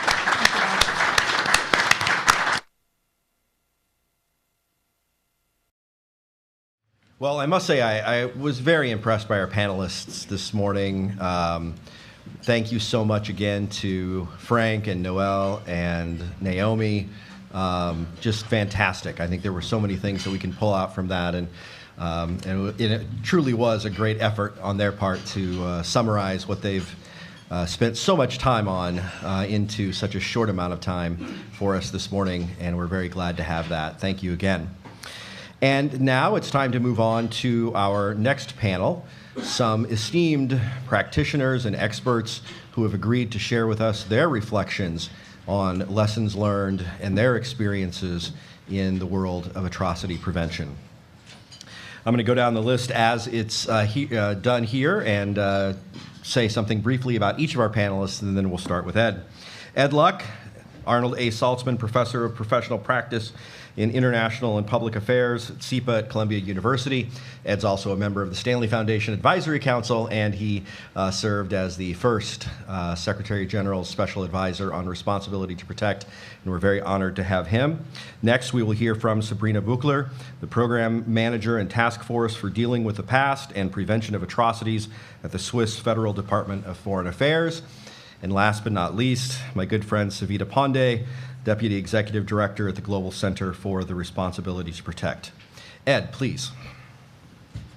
Thank you very much. And congratulations to Yvonne for putting this all together, as well for all that you accomplished as Special Advisor, which I have great empathy for. And I know how difficult it can be, as well as occasionally rewarding. I have 7 points, which I'll cover, I think, within the 10 minutes pretty briefly. And some of them, I think, build on what was said in the really extraordinarily informative panel that preceded us. The first point, I think, is in some ways obvious, but you don't always pick it up from the literature. That is that prevention is a 24/7, 365 practice. You should always be doing prevention. The original conception of R2P is you sort of do prevention, that fails, you go to response, that fails, you go to rebuilding. Just doesn't work in the real world. And I think in many of the, in fact, I think all 3 cases this morning, it was clear that the job is never done. And I could never, when I was working these things, never really could separate prevention from a response. I mean, prevention itself is responding to something.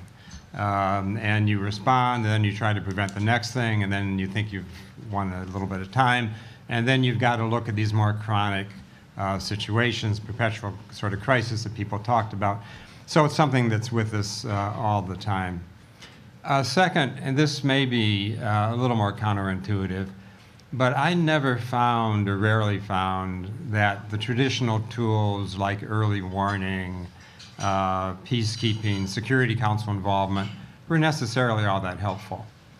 Sometimes they were, but I think they have been associated as often with failure as with success, and I think that was mentioned several times this morning.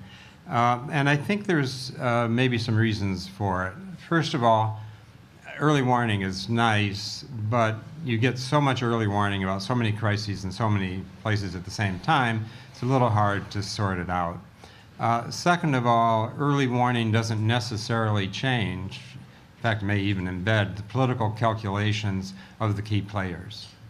If you had early warning leading to a greater will to act, that would be one thing, but that doesn't seem to be an equation that works very often. Assessment, early assessment, I think is important. Early warning, maybe a little bit less so. Peacekeeping and the Security Council, if they're really involved, I found very often that meant this had been defined in more traditional maintenance of international peace and security terms. This became more of a conflict resolution sort of scenario, and those of us talking about atrocity prevention had fairly small voices compared to the very big bureaucratic voices related to things like peacekeeping and DPA, and in some cases with OCHA, certainly was the case in Sri Lanka. And so actually to have much freedom of action as special advisor, sometimes better if you didn't have the council involved, if you didn't have peacekeepers on the ground, and if you didn't have all those other aspects of the world organization involved, because at that point they're into a different narrative. And your voice, I found, is very often a fairly marginal one. And that leads me to my third point, which I think is now more accepted, but at least a few years ago seemed to be less understood. That is that atrocities are not always, and I don't even think necessarily primarily associated with armed conflict. And many of the places where we were able to make a difference were not formally armed conflicts. And I think of places like Kyrgyzstan, Kenya twice, Guinea, others, and partly because they were not into that armed conflict paradigm, you had more chance to get involved, and you could begin to say that the priority was not the peace process, the priority was not making friends, the priority was trying to stop atrocities. And I think that was mentioned in different ways this morning. I think Frank's example in Carr was particularly apt in that sense. But at least around the UN, I think sometimes from the outside people don't appreciate the importance of the institutional relationships and where the weight and where the framing is. And if the framing is not first and foremost mass atrocities, you're probably not going to stop mass atrocities because you're really thinking about other things.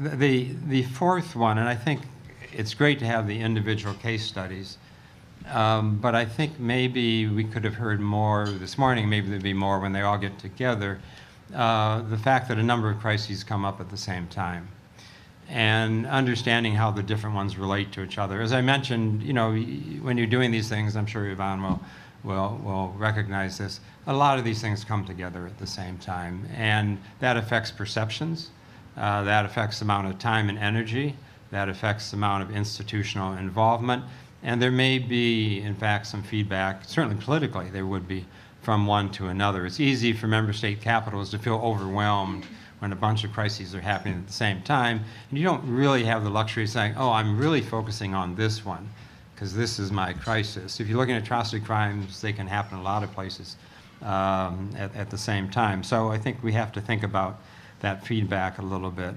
The fifth, and this was said this morning, and it's been said many times, including in the SG's 2009 strategy, but you really need a tailored response. And I get a little worried, and I think Yvonne and Michael and others have to handle this with the study, of not coming up with sort of a template or a checklist that may be helpful, but I tended to find them less helpful.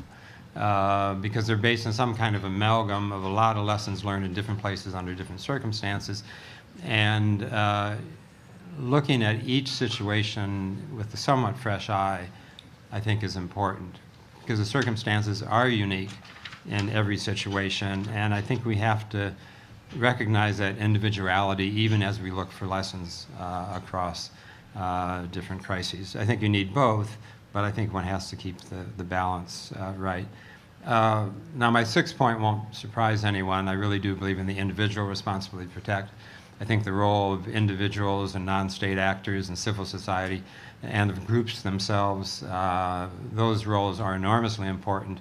R2P began with a very, very state-centric model that states were the problem, states were the solution.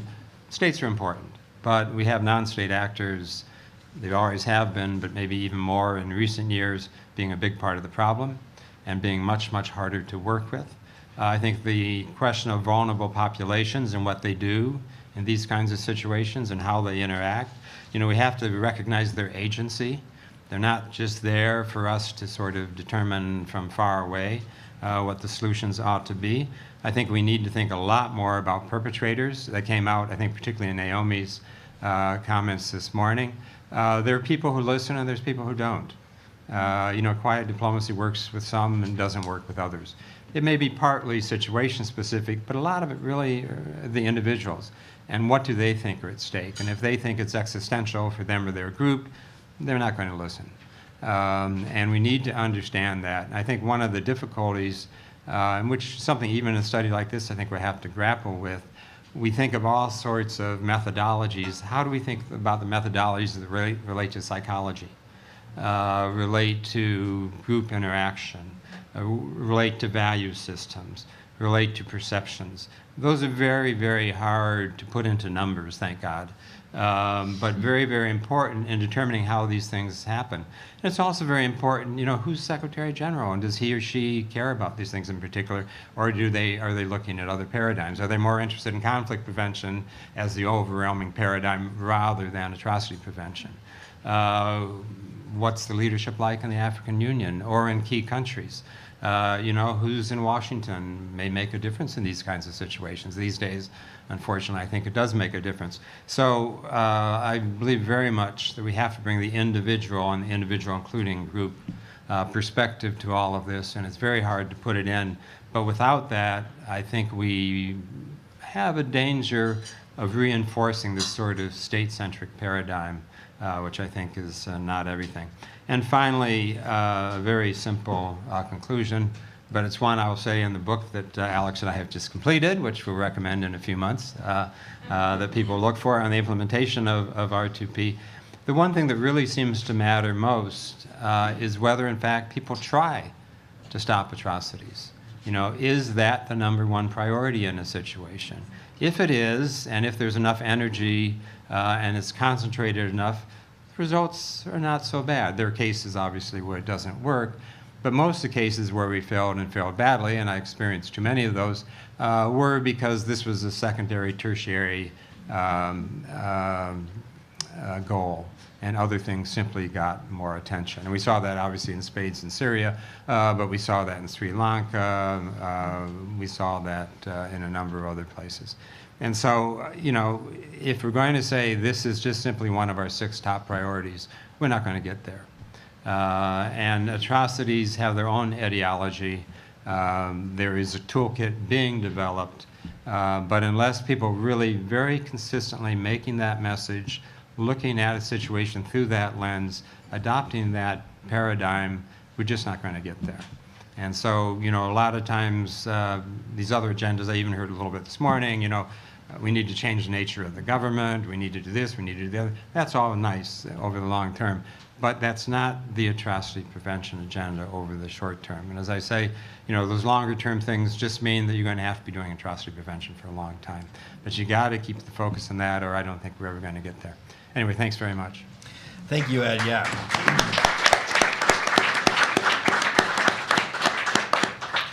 Thank you for sharing with us that very quick summary of years and years of experience and wisdom. We appreciate that.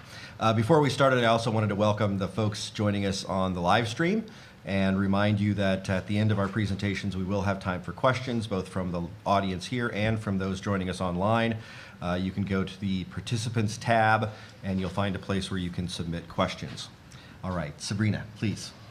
Yes, so as you've heard, I work for the Swiss Ministry of Foreign Affairs, and I wanted to contribute to this discussion by sharing some of quite candid insights of the Swiss experience in this area. So my government has been engaging in the field of genocide prevention as a foreign policy priority for about 10 years now, and as of 2013 approximately we started to use the broader terminology atrocity prevention. And the origin of our engagement stems from the one in the area of what we call dealing with the past, or transitional justice in UN terminology, and the notion that that there should be a never again. The prevention of recurrence plays a central role in this field. So Switzerland is in fact a small country with a limited influence on international affairs, but we dispose of a comparatively wide network of embassies and development cooperation offices, and in relevant contexts we also have dedicated capacity in the field of human security. It's maybe a bit of an outdated term now, but I think you know what I mean. And in fact, we implement peace policy programs in those contexts. So we have a solid and long-term presence on the ground, which gives us access to proper in-depth analysis on one hand, but also allows us to have a relationship based on trust with partners on site. On one hand, political entry points, but also a broad network of grassroots organizations on the ground, which we've been supporting for a long time. In addition, our own peaceful living together over a prolonged period of time, a well-functioning government system, and also the fact that we are too small to pursue any threatening geopolitical interest make us a credible interlocutor in many places. So you would assume that we are in a rather privileged position to act in this field, willing and able, as you say in some circles. And indeed, in terms of foreign policy engagement, we have been able to advance slowly but steadily. And I'll give you some examples on this now before talking about the more complicated aspects. So the global action against mass atrocity crimes, which Switzerland to date still presides, will convene its third international meeting in Uganda in late May. I hope many of you here today will be able to attend. Registration is open. And at the meeting, among other things, an advanced draft of a manual on national atrocity prevention architectures produced by an African working group will be presented, discussed, and hopefully completed. Multilaterally, we can support projects like the one that Special Advisor Šimonović initiated here, and they are important pieces of the puzzle. We're also engaged bilaterally in some contexts, and this is quite new, recent, and it also meets with occasional internal resistance. The topic is politically sensitive, and no one wants to hear or to say that atrocity crimes are a possibility in a certain context. So we need to explain that we have, even internally within the ministry, in fact, that we have an obligation of means, an obligation to try to prevent, and not an obligation to succeed. And in terms of internal political and monitoring processes within any ministry, this is an important element, because we are sort of held accountable for what we manage to do, independently from what means we put into that. So, in fact, we like the terminology of prevention architectures. And why is that so? That's so because if we think of the broadness of the task and the fact that it needs to be a long-term, permanent nature to be effective, as Mr. Lack just said, this requires more than a mechanism, but in fact a system. Because a single mechanism can fail, and it is more difficult for a whole system, an architecture, to fail. And building an understanding that prevention is a permanent task encompassing a broad set of measures and continues to require major in-house efforts for us. It's one thing to state that atrocity prevention is a priority for your government, and it's another thing to, in fact, put it in practice. Now I want to give you some elements about what it means for us to put it in practice. First of all, propagating an understanding among all relevant actors in the ministry of what atrocity prevention addressed as a permanent task means. The UN is divided in pillars and works in silos, as we often hear. So do ministries. It then means applying a prevention lens to political work, programs, activities, and adapting them accordingly and permanently. It means, in fact, bringing a change in our working culture. This takes years, and it takes even more time when you dispose of limited means to do so. We started off about 10 years ago with a 10% time of one person. And now, if we calculate everything together, we're getting close to 100% time of. So, I mean, these are the means that a willing and able state has at disposal for this. Nevertheless, I would say we live in lucky times, and these are times in which a push for change comes also from other domains. And this might be very helpful.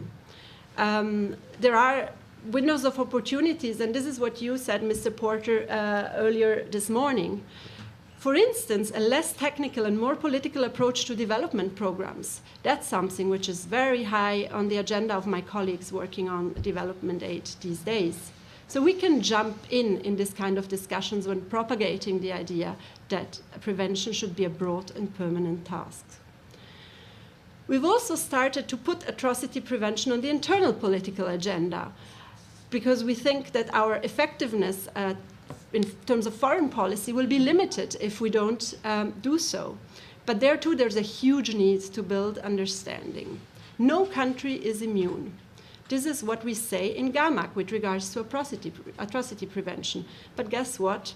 Saying it this way to our national politicians is not convincing them. Despite developments in the heart of Europe that bear worrisome resemblance with some that occurred 100 years ago, Swiss politicians, and I would dare to say European politicians more in general, think that Switzerland, that Europe is immune to atrocities. Unless you reduce the discourse to the prevention of violent extremism, which is not what we want to do here.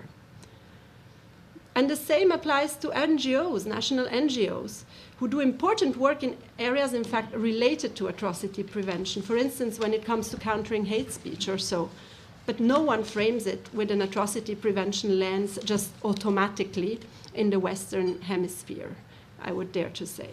So to advance in this area, we're using all means at our disposal, starting from some UPR recommendations that we received just a couple of months back. We've also mandated an academic network, the Swiss Competence Center for Human Rights, to map existing atrocity prevention efforts and identify gaps.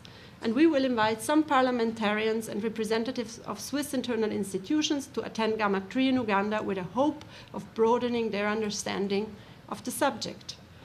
This is the perspective from a country that is willing and able to a large extent. Imagine how hard it must be in a country or for a country where these preconditions are not met. What I'm trying to convey here by presenting some of the Swiss challenges and opportunities is that the task is very complex and implies a real change in paradigm. And this is so, in my opinion, both in countries proactively engaged to advance this agenda multilaterally in terms of foreign policy and in those where implementation of such an agenda is of some urgency because of domestic circumstances.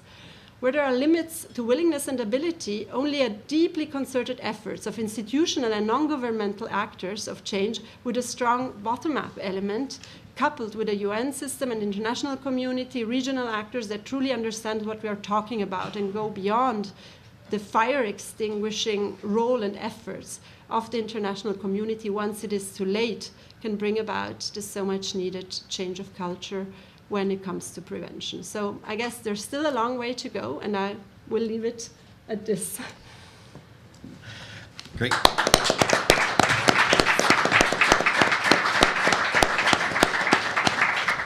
Sabrina, thank you so much for sharing with us all of those activities, as well as the strategy and the thinking behind so many of them. That's very interesting and encouraging, so thank you very much. Savita.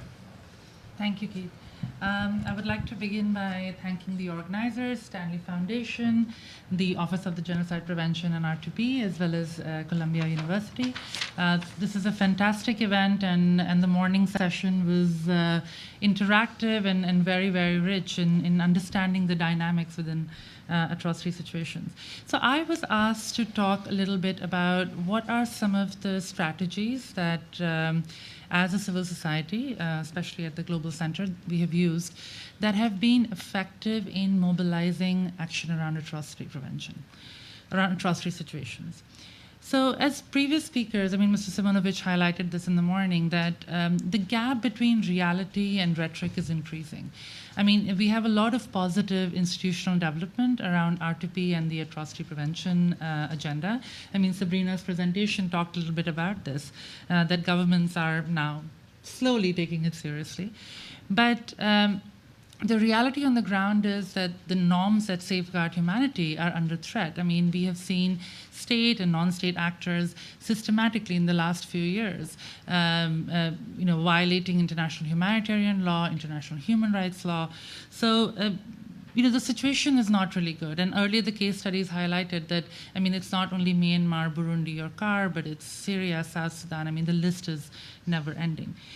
So we are basically operating in a tough environment, and the dynamics in the Security Council. So being a civil society organization and being this niche organization around atrocity prevention, how do we how do we mobilize any kind of action? And when I look at the bigger picture, it's a lot of failures, but then it's about looking at little successes, and that's what keeps me going. So I'm just going to highlight a few of them, and hope that we can learn something from that.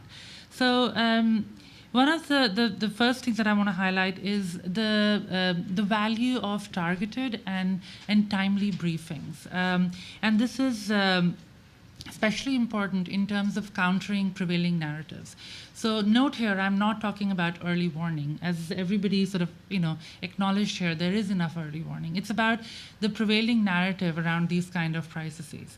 And sort of, sometimes a willfulness to not see that there's a risk or potential or a current commission of atrocity crimes. So how do we do this? So we do this through bilateral advocacy with member states, like many of our other NGO colleagues do. But given the nature of the Global Center, we sort of see ourselves as insiders, outsiders, that we work with governments, but also play a very, naming, shaming kind of role of a human rights organization. Over the last few years, we have been able to bring together Security Council for informal off-the-record briefings. And I mean, this is a convening role that we have sort of honed and established over years of relationship building. And this has allowed us to, bring briefers from the field or people sort of based in the country and, present a clear picture to the Security Council members. And most of these briefings are attended approximately between 13 to 15 members, but I mean 15 or maybe 13 to 10. And this is especially important, as I said, to countering prevailing narratives. So in Myanmar, we saw that the prevailing narrative over the last few years has been around democracy promotion. And I take Noel's points, but that has been that if we are able to preserve democracy, if we are able to preserve Aung San Suu Kyi's position within the government, then it'll be end to all of Myanmar's ills. And I mean, and this is again sort of the mounting evidence of atrocities against Rohingya. So I mean, one of the ways in which we countered this narrative was to consistently hold briefings. The other sort of prevailing narrative which emerged out after August 2017 and very much propagated by the Myanmar government was that the clearance operations were anti-terrorist or an anti-insurgency operation, and not sort of again taking away the focus, and it is an atrocity situation. So that's where these briefings were useful, and not to provide information, but to sort of constantly bring attention to the fact that this is an atrocity situation. The other thing is also, I mean, doing timely events. So we held this, we co-hosted an event with the government of Bangladesh, and it was the foreign minister who was in town, and this is October last year. And again, I mean, there has been a lot of outrage around the Rohingya, but within the Security Council, within the General Assembly, there is a constant shift about the narrative. So anti-terrorism, anti-insurgency, and then once the Rohingya cross the border into Bangladesh, it becomes a refugee crisis, and everybody looks at it only from the perspective of a humanitarian crisis. So we're looking at, pledging conferences, but not looking at it as a situation that requires international, bilateral, regional action that will hold perpetrators responsible, or just sanctions or some kind of punitive measures. So again, this event was useful in that context, and I'm not going to claim that this changed the way people viewed it, and thus it resulted into a not very effective PRST, but at least it brought member states into the room and sort of forced them to state their position about how they were viewing this particular situation. So not a great success, but a small step towards highlighting the situation and bringing it to the fore. The second way sort of we look at mobilizing action is to not view governments as monolithic. And because, Ed highlighted the individual, the role of the individuals, and this is what we have learned. I mean, we have a presence in New York, we have a presence in Geneva, and we have worked and strengthened the global network of RTP focal points. These are senior level officials within each government who are sort of in charge of mainstreaming atrocity prevention policies. And this is a very huge role. And as the network has institutionalized, developed over the years, we have been surprised by some of the focal points, some of our colleagues in New York, some of our colleagues in Geneva, who individually take this very seriously and are able to push, ideas, innovative ways of thinking about this domestically, linking it to other issues like UPR. So it's been useful in having those kinds of, or curating those kinds of individuals and developing a relationship with them so that when the time comes, we can reach out to them. And this has sometimes also led to some joint advocacy initiatives around certain situations. So, and my third and final point is, and which a lot of people highlighted, the role of national voices, the role of survivors, and this was particularly useful in one concrete way that we were successful. We worked a lot with Nadia Murad and Yazda, which is an organization which represents a number of Yazidi genocide survivors. And we were one factor, and our work with them was one factor in sort of a successful adoption of Resolution 2397, which established investigative team to support domestic efforts to hold ISIL accountable by collecting evidence regarding potential war crimes, crimes against humanity, and genocide in Iraq. So this action by UNSC is the first step. It's a long way to go, but it was a small success. And in the same way, voices from Yemen, national organizations, bringing them to Geneva, bringing them to New York, supporting their participation in different kinds of briefings. It's also helped us change the narrative about Yemen. So just to conclude, just three sort of big points. Important to change the narrative, and as organizations which work on atrocity prevention, that's a big part of our jobs. And that's the case not only with governments and UN that we work with, it's also the case with our fellow civil society and NGOs that we work consistently with. The second is creating champions within governments, not seeing them as monolithic and seeing them as a collection of different actors and stakeholders, which can be mobilized at different points and different times. And finally, amplifying the voices of the survivors, and I hate to say local because I find it a very sort of a post-colonial kind of term, but national voices and community-based voices, and it's extremely important to highlight them because they are the most important stakeholder in this entire enterprise of preventing atrocities. Thank you very much.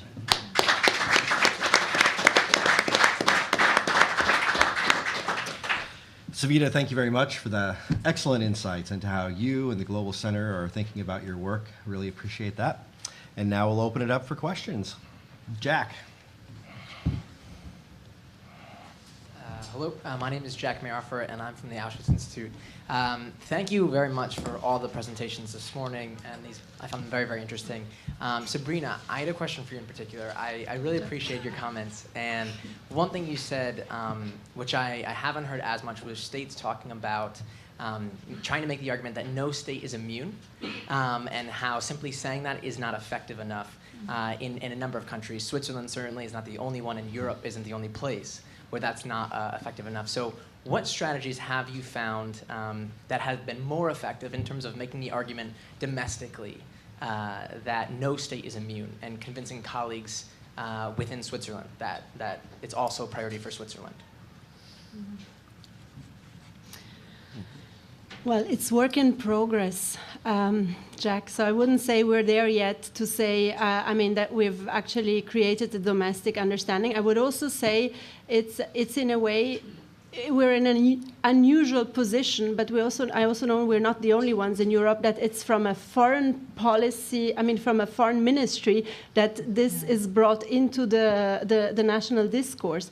What we've realized so far on the work done domestically on Switzerland is that a lot is there in terms of measures and policies, etc. It's just that it's not called or not viewed exactly with an atrocity prevention lens, and I suppose that this applies also to many other contexts. We think that in terms of linking the domestic with the foreign policy, it would be useful actually to make that link and to view it from there. And one of our concerns in this work is also really to not see, something I said before, but to not see this atrocity prevention area reduced to violent extremism, because this is the only area I have a feeling, that's now I'm talking really in a personal capacity, but where Europe is currently seeing this agenda as being relevant, let's say mainstream Europe. And so for us, the UPR, in fact, has been a real useful tool, and it just happened that 3 months ago we underwent our third examination.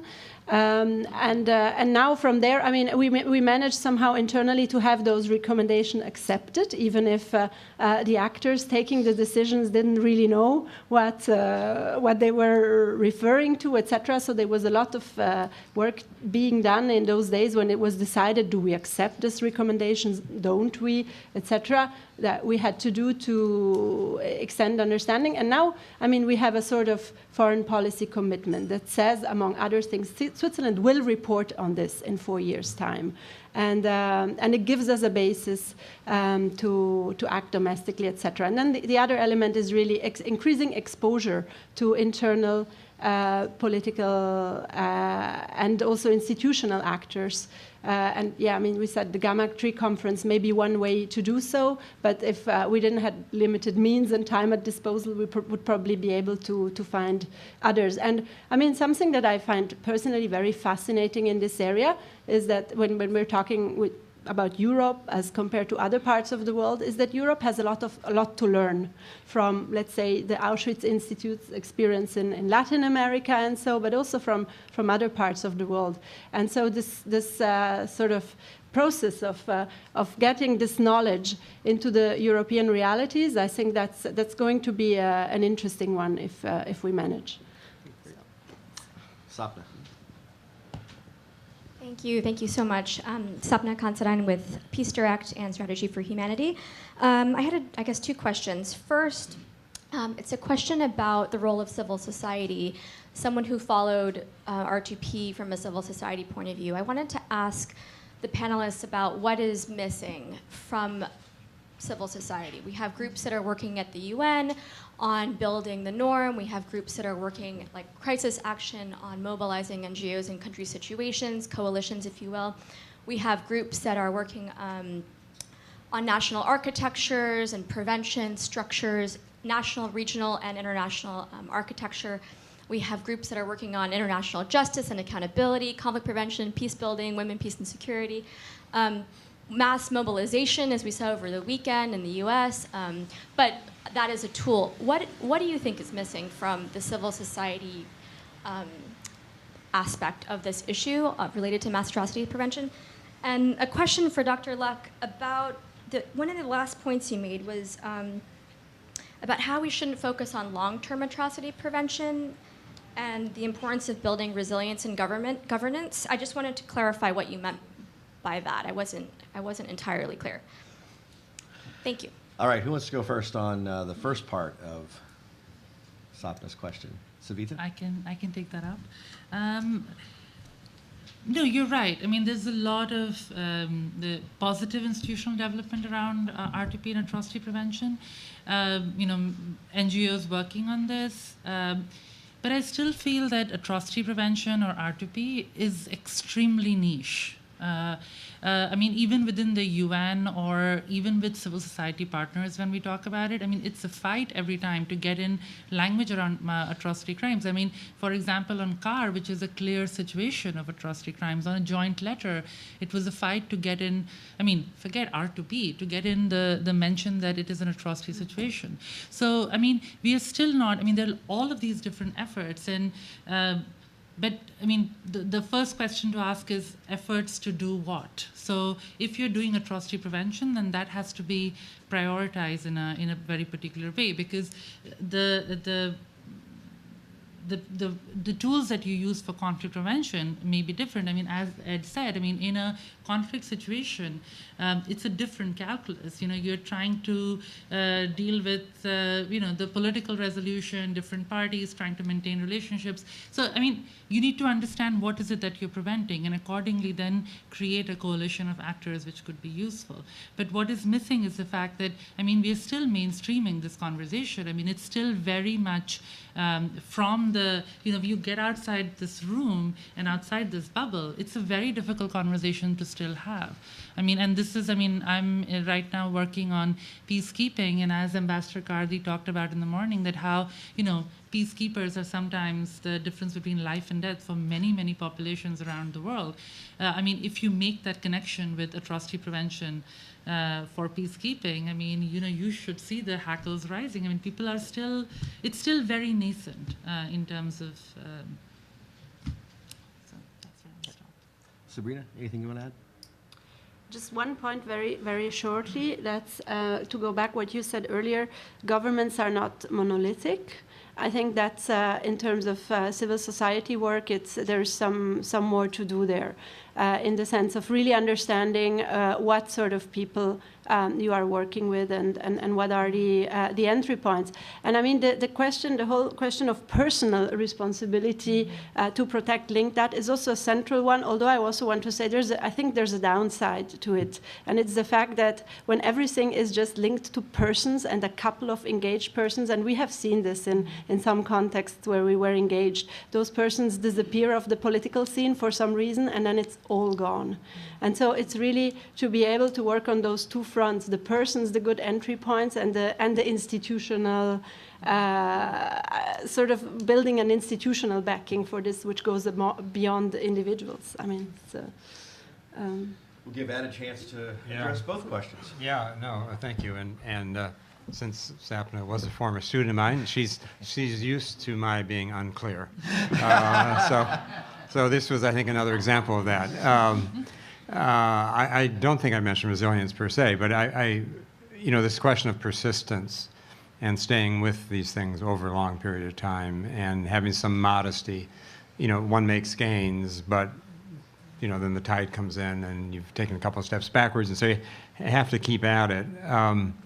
What I did say, which I think may have been confusing, was that we not take our urgent concerns about atrocity prevention and say we have to change all things in a society for all time, because we can't do that. Atrocity prevention is a small sliver, and we would like to change the nature of governments. We would like to make all elections fair, and we would like to make all societies pluralistic, and we would like to not have to deal with authoritarian governments, et cetera, et cetera. We can't change all that. I mean, that's the world, unfortunately, that we've got. We'd like non-state actors to be cooperative. We'd like them to, have more respect for human life. But I don't think we can do all of those things. That's too much burden for a very small community of people. Until others can handle the bigger issues, we're going to have to be ready to respond and keep watching these situations over a long period of time. And I do think the resilience arguments are important, and some of the SG reports, in the last few years have dealt with resilience, I think, in important ways and very useful ways. In terms of civil society, a couple things. One, it's been a pet peeve of mine for several decades now, but there is a tendency for more liberal internationalist NGOs to cluster in New York. And there has been a tendency, whatever marches one sees, a tendency for, at least in the US, for those much more conservative, much more nativist, much less sympathetic groups to headquarter and cluster in Washington. And just look to see where most of these groups are headquartered, and one sees this. And so one is sort of focused on American policymaking, the other is focused on making the world a better place. And there is a disjuncture there, I think, sometimes. Second of all, and this was mentioned before, but we really do need to think of civil society as community-based and not just as sort of transnational groups that have the kinds of agendas we're all comfortable with. And how one makes that connection, I think, is extremely difficult. And obviously, just by definition, has to be done place by place. But it's very frustrating, and I worked in Syria for about a year and a half, did a lot of good before I left, and we kept looking for ways to find a connection territorially within Syria, people to work with, and it was extremely difficult, very difficult. And one of the problems, what do you do when you're dealing with societies that do not have a developed and open and visible civil society to work with, where they've been so actively repressed and where having independent opinions can be extremely dangerous. And so I think, one, we have to be very respectful of the kinds of choices and risks that they face, but we also have to get much, much better at identifying them. And frankly, with all the attention on early warning, I'd rather have the same amount of attention put on identifying and building engagements with local, post-colonial term, community-based groups within societies that might be at risk. That, to me, would be a really good investment rather than one more, report coming out that this is a dangerous society. It has risks. We know that, but do we know who we can talk to, who we can deal with? Do we know parliamentarians, if they have them, that we deal with? That it would really, really be useful. Because we talk about early engagement, but you have to have someone to engage with, and that, I think, is a real problem. The other thing I would just say, although I think maybe NGOs are better at this than governments, but the really sustained commitment and involvement with particular societies over many years of time. We have a few scholars and a few others who have that kind of commitment, but most of us go from crisis to crisis and place to place, and you need that kind of perspective. But where are the people who really, really, really know those societies and who have the contacts in those societies, and one can use as sort of a conduit to groups on the ground. All right, we have, a bunch of questions on the floor, but I want to go first to the live stream. We have one question, right, Kelsey? Okay. This question comes from William Pace, Executive Director of the World Federalist Movement. Hi, Bill. Who is that? Who is that? Policy. So his question is for the panelists, but I think it could also be opened up to the case study authors as well. The question is, do you believe the Security Council will remain mostly paralyzed by P5 divisions? Or do you believe the role of the General Assembly and other organs will need to take more responsibility for maintaining international peace and security? All right. Well, now that's a big one. Want to start down at that end? Savita, do you want to talk about that? I think I'll pass. But on the second question, I think that we have seen. I think that we have Liechtenstein here represented here, and they led this effort with other concerned states and created IIIM in Syria. It's an accountability mechanism, and this is very much a General Assembly initiative. And I think that I heard Mr. Dieng calling for a similar kind of initiative or a mechanism around Myanmar. So I think, yes, there's absolutely space around it, that we can have more General Assembly action when Security Council seems to be consistently failing. Sabrina? I can only, express my agreement with what Savita just said here. All right, Ed. Bill and I have had a lot of debates about the Security Council. I would not use the word paralyzed, even though there have been, at least for the last several decades, an unprecedented number of vetoes in the last couple of years, mostly on Syria. The Council has still passed 27, 28 resolutions, something like that, on Syria since the crisis broke out. So it may not be very effective, and maybe a lot of things we'd like to see are not there. But a number of those resolutions have had humanitarian components, even if implemented imperfectly. So I think we shouldn't be too sweeping, because there is this way of saying, let's just skip the Security Council, go elsewhere. The other organs don't have the power, the authority of the Security Council. And the very fact that you have big powers, and in some cases increasingly influential powers in the world, taking stances we don't like on the Security Council is not a reason to bypass the Security Council. It's a reason to focus more on those states and why are they taking the positions that they are. And they should feel heat from civil society and others as well. Shouldn't only be democratic countries. So I wouldn't give up on it. And I do think the number of tools the Council has now and uses, the number of meeting formats it has now and uses, so much more than in the past. There's a lot of different ways that the Council can get engaged. We need to think about that. And one of the things that the Council itself, of course, talks about a lot in private is that they are worried about what can they do in prevention as a collective body. And how can they be an effective actor either in doing prevention or supporting prevention. And I'd have to say the Council is much more interested and engaged in issues of mass atrocity than they were certainly when I started working on these issues, 10, 12 years ago. Yeah, it's very frustrating, but I think if we only look at those particular places where we get all the vetoes and assume that nothing else happens at the Council, that's not useful. In part because, there's still over 90% of all Council resolutions are passed unanimously. And you do have a lot of PRST and press elements and other things that have been pointed out. The Council missions to places, very often places that would be of concern to us, can be useful for messaging and other things, potential referrals to the ICC.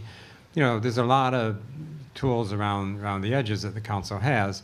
And as I said, it may be coincidence, but a lot of time we found the Council not being involved gave us, as special advisors, a lot more room to maneuver. But there are other times when rather wish that the Council was there. And there were times, the Council didn't get involved, like Kenya, for example. But individual members of the Council got very involved in threatening sanctions and other things. And so, I wouldn't throw the baby out with the bathwater.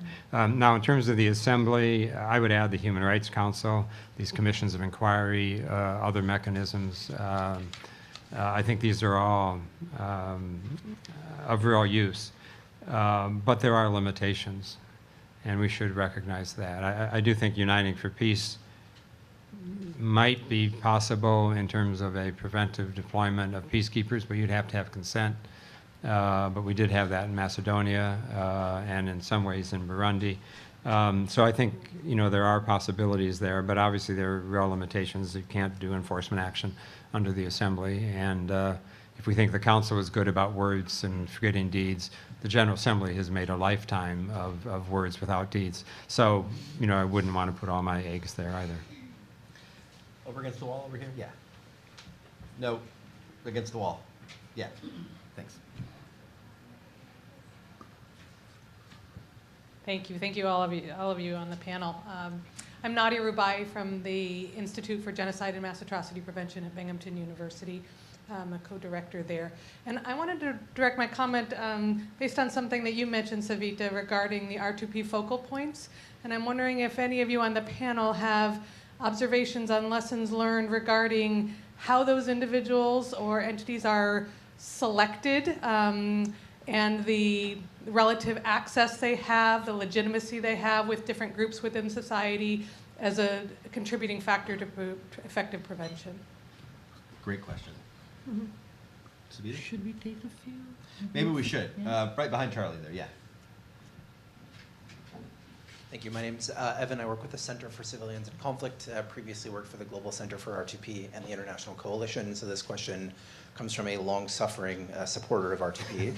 I think we've seen a real expansion in our understanding and focus on the first two pillars of the norm over the past few years. But the third pillar of the norm, timely and decisive action in response to either identified early warning or atrocities being committed, is the pillar by which the norm's success and relevance is judged, whether we like it or not. And I wonder if you could talk to that tension, particularly if we're thinking about making atrocity prevention effective, but also whether you think we're avoiding having the tough conversations and asking the difficult questions because those who support R2P don't necessarily want to take it in that direction. Thanks. All right, let's get one more out here. Yeah, Mel. Thank you. My name is Mel Duncan from Nonviolent Peace Force. I want to go back to a couple of comments that Ed made. First of all, recognizing the agency of those who are considered vulnerable. And secondly, focusing on community-based groups. And then relate that to Ambassador Carty's observation that the majority of resources are going to armed peacekeeping, which are arguably the least able to do community engagement. And so what we have is a situation where problems are securitized and solutions are militarized. And so what can be done in terms of shifting that focus and the resources to supporting, in our experience, there have been, in every instance, strong women's peace-building groups in the most violent conflicts where we've been. They usually suffer for lack of resources and lack of any kind of recognition. So how can we make that shift, starting at the UN, but also on individual state basis? Great points, Mel. Thank you very much. We'll start with Savita and come this way. Absolutely. So on the focal points question, so they're not, the focal points are not really chosen. I mean, they're appointed by their own governments. And when, I mean, we were, as a global center, we were instrumental in establishing this network. And when it was established, the way we sort of approached this was this very grandiose claim of, that the focal points will mainstream atrocity prevention within their systems. And as Sabrina's presentation showed, I mean, it's not easy.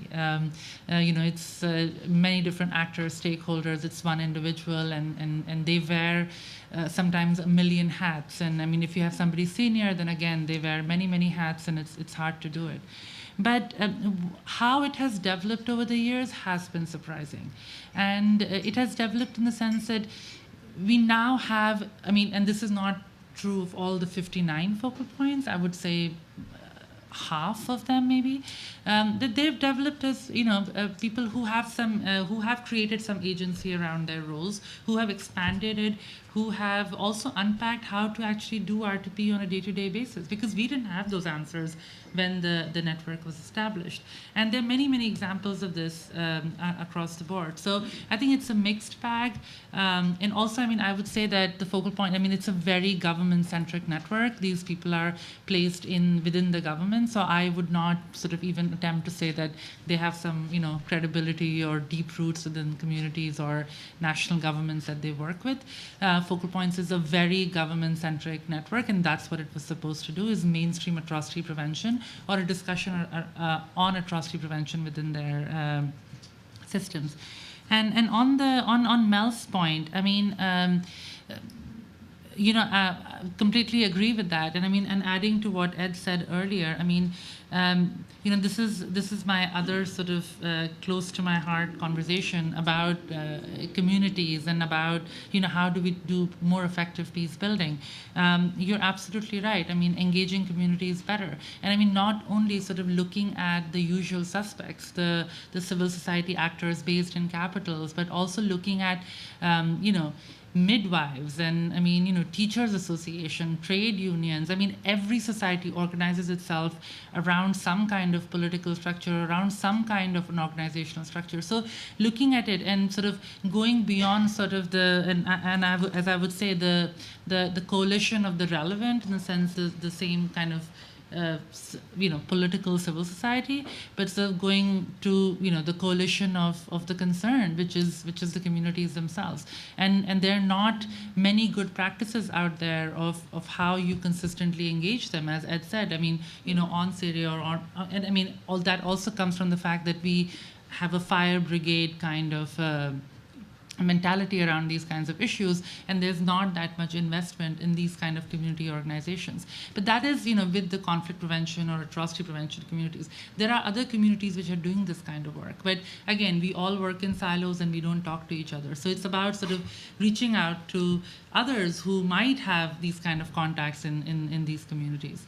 So, you know, it's about expanding our understanding of who's relevant to a particular situation, who can be a potential peace builder, and how to take that agenda forward. And the final point on that is that, you know, over the years, the human rights community also has moved towards this sort of, you know, accountability, you know, collection of evidence kind of. I mean, the big human rights giants, the international organizations, I mean, that's what they do. They collect evidence, they have witnesses. And we have moved as the international community, or whatever that is, to not supporting, you know, human rights defenders within many different countries. I mean, in the 60s and 70s, there was that trend, but now there is not that much of a trend of looking at, you know, who are the voices within that particular country. I mean, I work on a host of different, and I can't name, you know, maybe, you know, I can name maybe 5.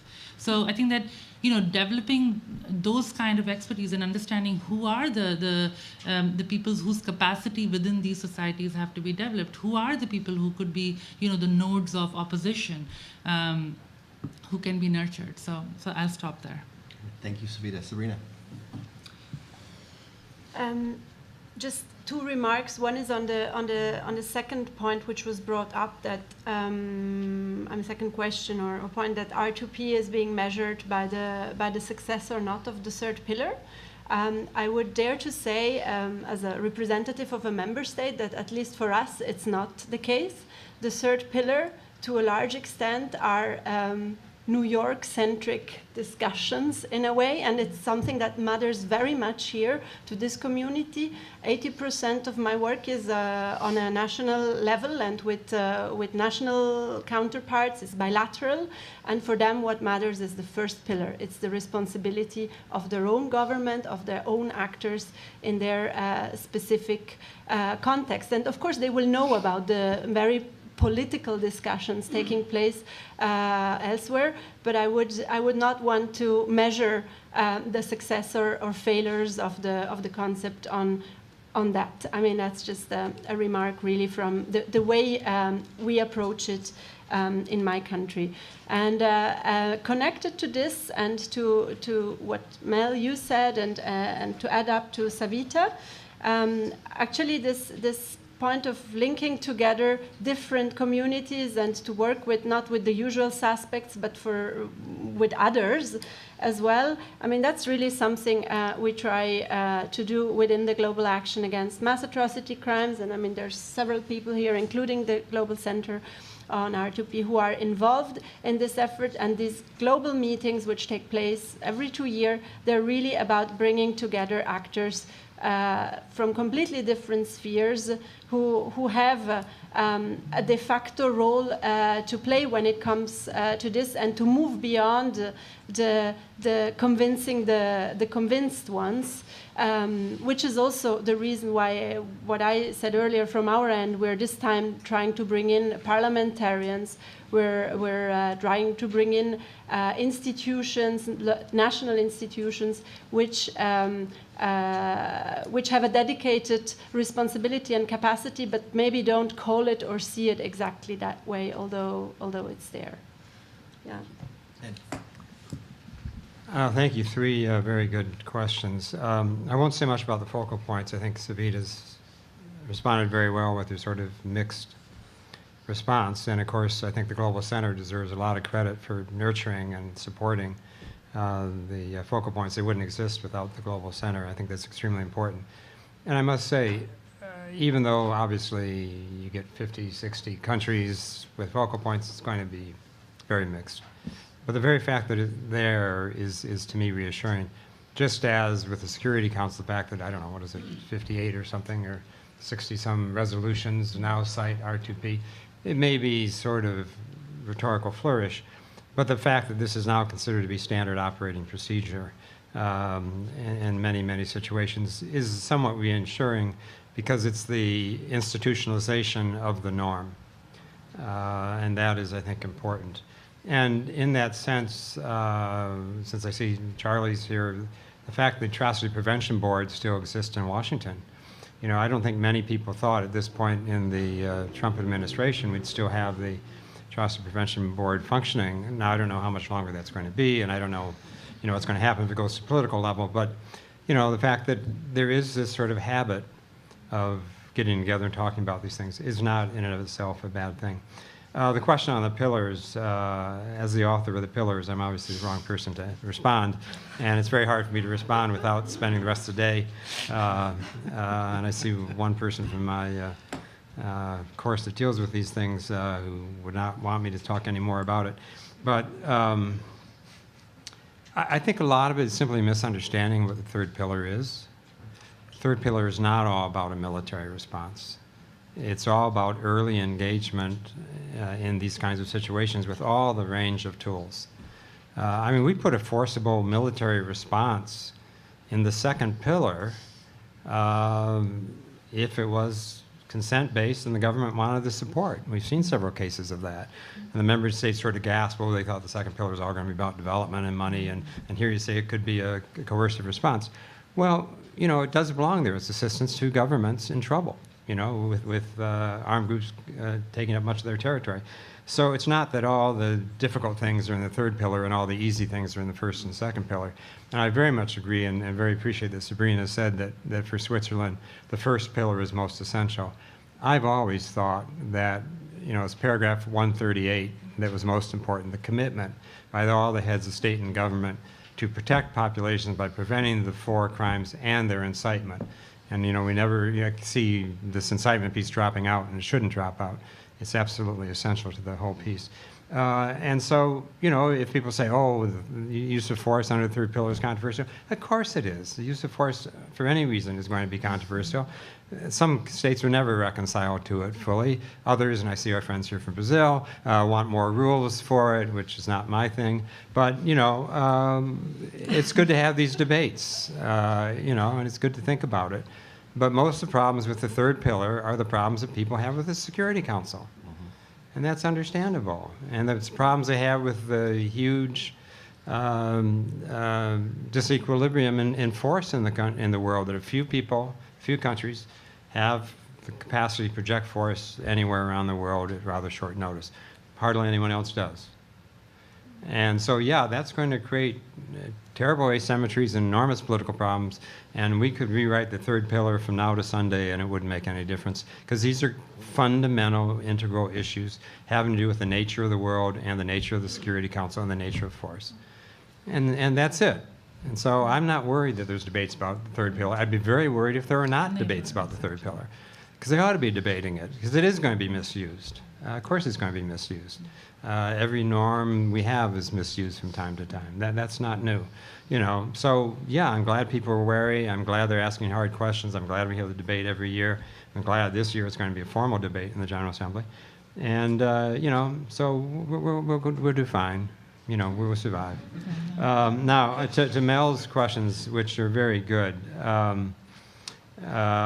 me just say, I wouldn't start in New York to answer that question. You know, there's that old joke, you know, the city slicker gets stuck somewhere in New England and in the countryside, and he stops and he asks the farmer, you know, how do you get to XYZ? You know, and the farmer says, I wouldn't start from here. Well, you know, there's something to that. If you really want to do that community-based work, which Mel and his organization and others here do so very well, I wouldn't start with the debate in New York about it, and I wouldn't start with the UN taking the lead on it. I think what we need is for the UN and other international institutions as well, very much as regional ones, which are just as guilty sometimes of ignoring community-based groups, to be more cognizant of this and make a greater effort to identify these groups and try to help them where they can. On the question of resources, I know the old guns and butter sort of thing, but I think it's more complicated than that. Because to follow your argument down, it sort of says we should be putting less money into peacekeeping.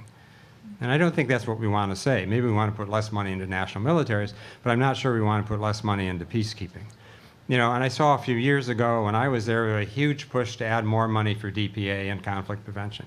And a lot of posts were added and regional groups were posts were put in. I thought that was all very useful and more money was put in and I thought that was all terrific.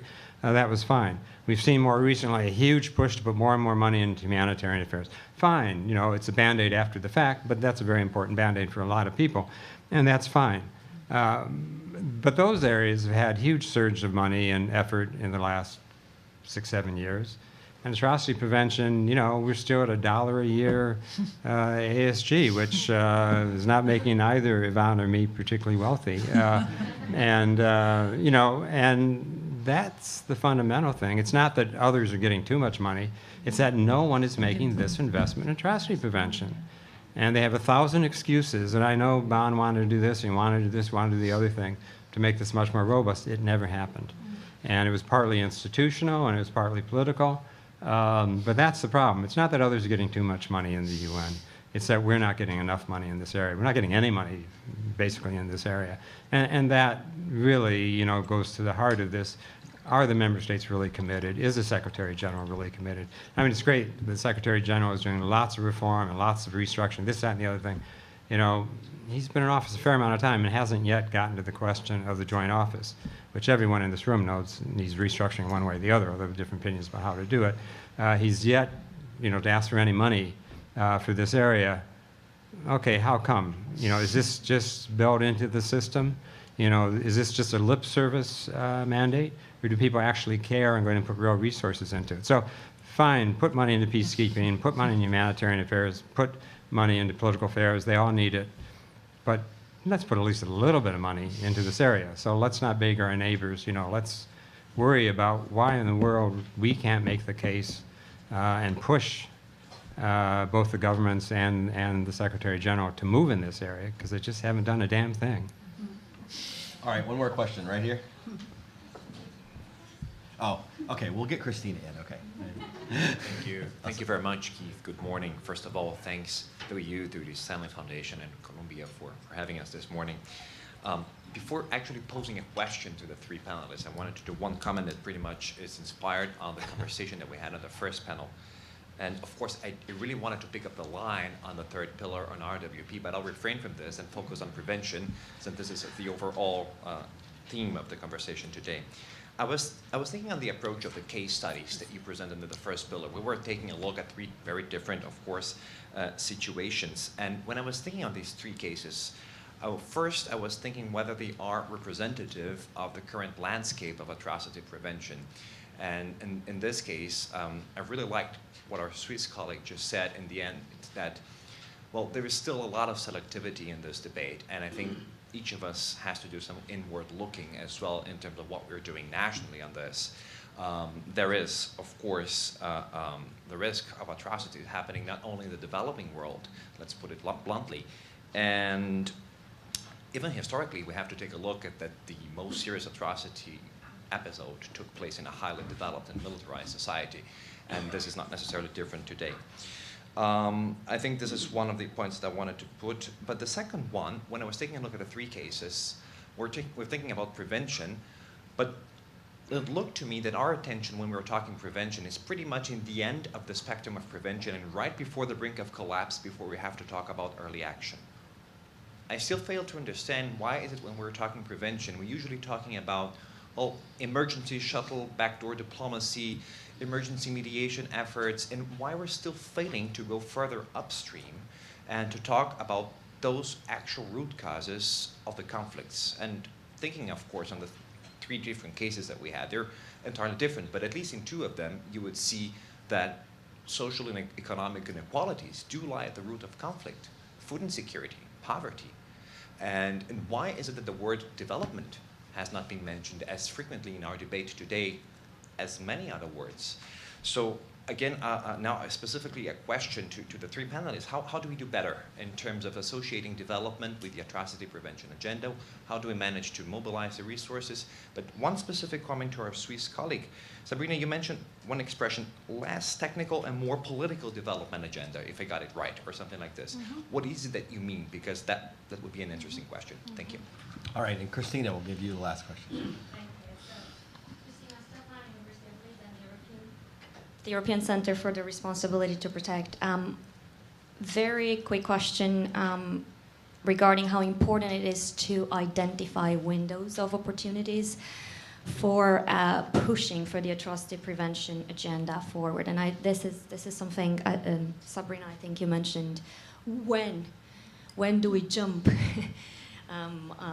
and do this? And this is, again, something that came up last week when we had the 49th Annual UN Issues Conference on Lessons Learned on Atrocity Prevention, identifying particular windows of opportunity, linking it to other agendas perhaps, and we were talking different levels of leadership, obviously regional, civil society, international, UN level. I think one example was African Union this summer. What would the distinguished panelists identify as the next big window of opportunity to push for the atrocity prevention agenda, again, at different levels? You can pick which one you want. Thank you. All right, we'll start again with Savita. And if we give our panelists each 1 minute, we'll finish right on time. So there's the challenge. Thank you.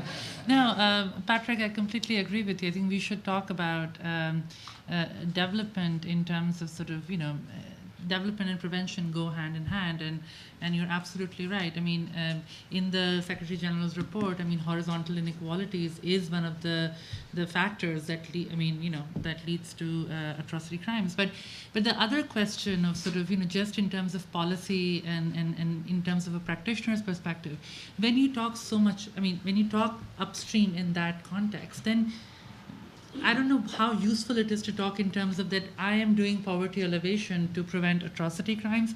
I don't know whether those connections work. And I mean, my question back to you would be that how would you answer that question? I mean, you come from a certain foreign policy tradition, there's certain issues that are important to you. So how would you talk about, because I mean, if I go and talk to somebody who's doing poverty elevation at community level and only talk in terms of atrocity prevention. I mean, what are we preventing? Are the questions that I would first answer before sort of going into this discussion. But I'm absolutely not denying the linkages. Great, Sabrina. Yes. So 2 points. The first one, less technical and more political. Well, I think this is very, very closely interlinked with the question of resources and dedicated capacity and dedicated resources to atrocity prevention. I'm not so naive as to think that huge sums will go into this field in recent time to come, although I may wish for it. So what I think is that we need to go into the areas where more money is there and use it in a way that will truly help to prevent atrocities. And I think that development is very clearly one of them. And when I say more political, less technical, this is based on the finding, which I mean my own ministry had, but I know many others had as well, that some of the development work which has been undertaken has not clearly addressed the root causes of what atrocities may that may provoke atrocities at some point in time, and it may even have been counterproductive in some cases when it comes to, in fact, addressing root causes. So what I mean by that is that one should really apply an in-depth political analysis when engaging in development world work. And I mean, don't misunderstand me. It's not linked to more conditionalities or anything like that. It's just linked to sort of looking at it in a different manner. So that's one element, and I think I've overstepped my minute, but I just want very quickly to say something about the windows of opportunity as well. So these windows of opportunity, I think they arise everywhere and in every context all the time, and it's really a matter of seizing them. And for us, linked to this discourse about development, money, etc., resources, possibly the Pathfinder initiatives, Pathways to Peace, the latest World Bank report again. I mean, there may be some openings there. There may be some opportunities there to sort of rechannel, change things, and I just think we should seize them. That's it. All right, and Ed, we'll give you the final word. Okay, thank you. I'll try to make it a short one. I would only respond to the development point because I think it's an important one. I thought that the World Summit in 2005 did a very good correction to the original idea of R2P by adding the various phrases about assistance to the states, particularly states under stress. And I think that's extremely important. It hadn't been in the original conception. And that then led to I think we needed a second pillar, which is a very different approach than what we had seen before. We needed to focus on that assistance piece. But I think we need to be careful not confusing general development efforts with highly targeted things in particular society, where I think the problem is usually less poverty per se, though that is sometimes a factor, but more the relationship among groups and the perceptions that different groups have of each other, particularly at a time of economic change and economic downturn within societies. How do you get a targeted group? Not always, but very often that targeted group is doing a little better than others, or the perception is that they're doing a little better than others, so they get sort of targeted. So I think those relationships one needs to think about. And I think we need to be careful on the one hand to take development questions very much into our account when we're thinking about how to go about atrocity prevention. But I think we have to be careful when we're mainstreaming, I'm all for mainstreaming, that we don't make atrocity prevention one of the 36 major points in development that one looks at, because then you lose its particular character and you lose that specific ideology that we talked about before. And so let's not lose responsibility to protect, let's not lose atrocity prevention in a much, much bigger world of development. But let's try to talk to the people who do development. Atrocity prevention people aren't going to do development. They obviously don't have resources to run an office, much less to do development. But we can try to inform those who do development to be aware of these things. And again, this dialogue with the World Bank, which has been going on off and on for some years, is one promising way to do it. But I would hope, and this is why I like things like the Atrocity Prevention Board, government-wide mechanisms that look at development programs and take an atrocity prevention lens to them, I think can be of real use as well. All right, please join me in thanking our panelists.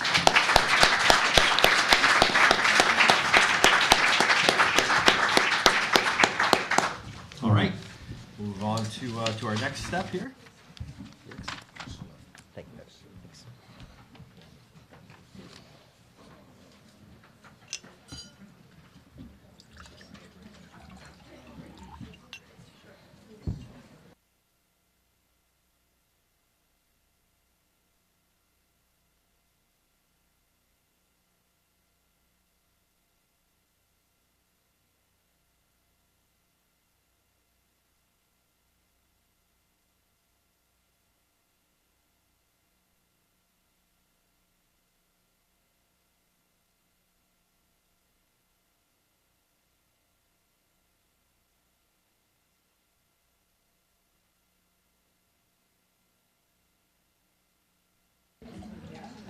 Excellent. Excellent.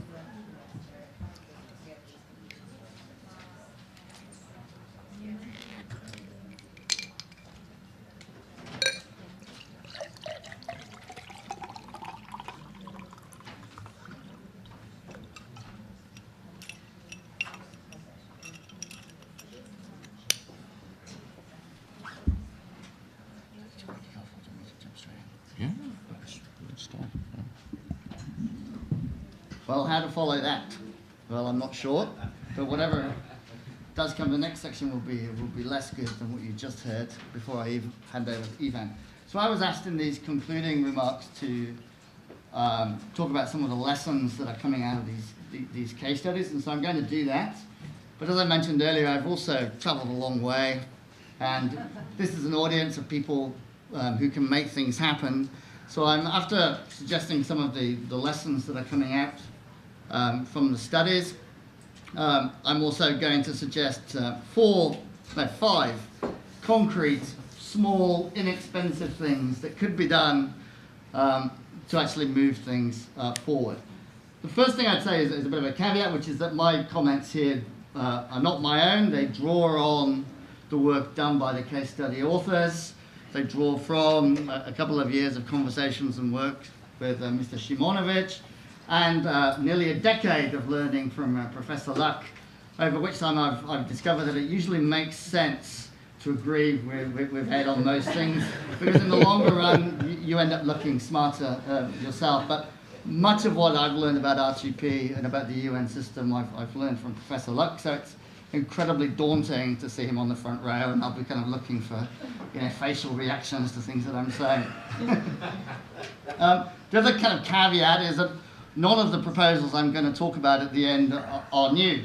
Most of them have been said at least once, if not multiple times, in reports by the UN Secretary General, presented in different formats by Ed and by Ivan. And I've limited myself to only a few proposals. I could go broader, as those of you who know me know, but I've limited myself to things that are eminently achievable and are inexpensive. So the first steps, at least, admittedly there may be costs further along the road for some of them, but the first steps at least are eminently achievable and inexpensive. Before I start, there's a couple of kind of key points. One is that I think it's important to underscore the sense of crisis that we're now facing. And it's not just a crisis for the responsibility to protect, it's a crisis for the whole human rights agenda. It's a crisis for human rights, for peace building, for the rule of law. And I know colleagues who are at Taratan have heard me say this before, so I apologize in advance.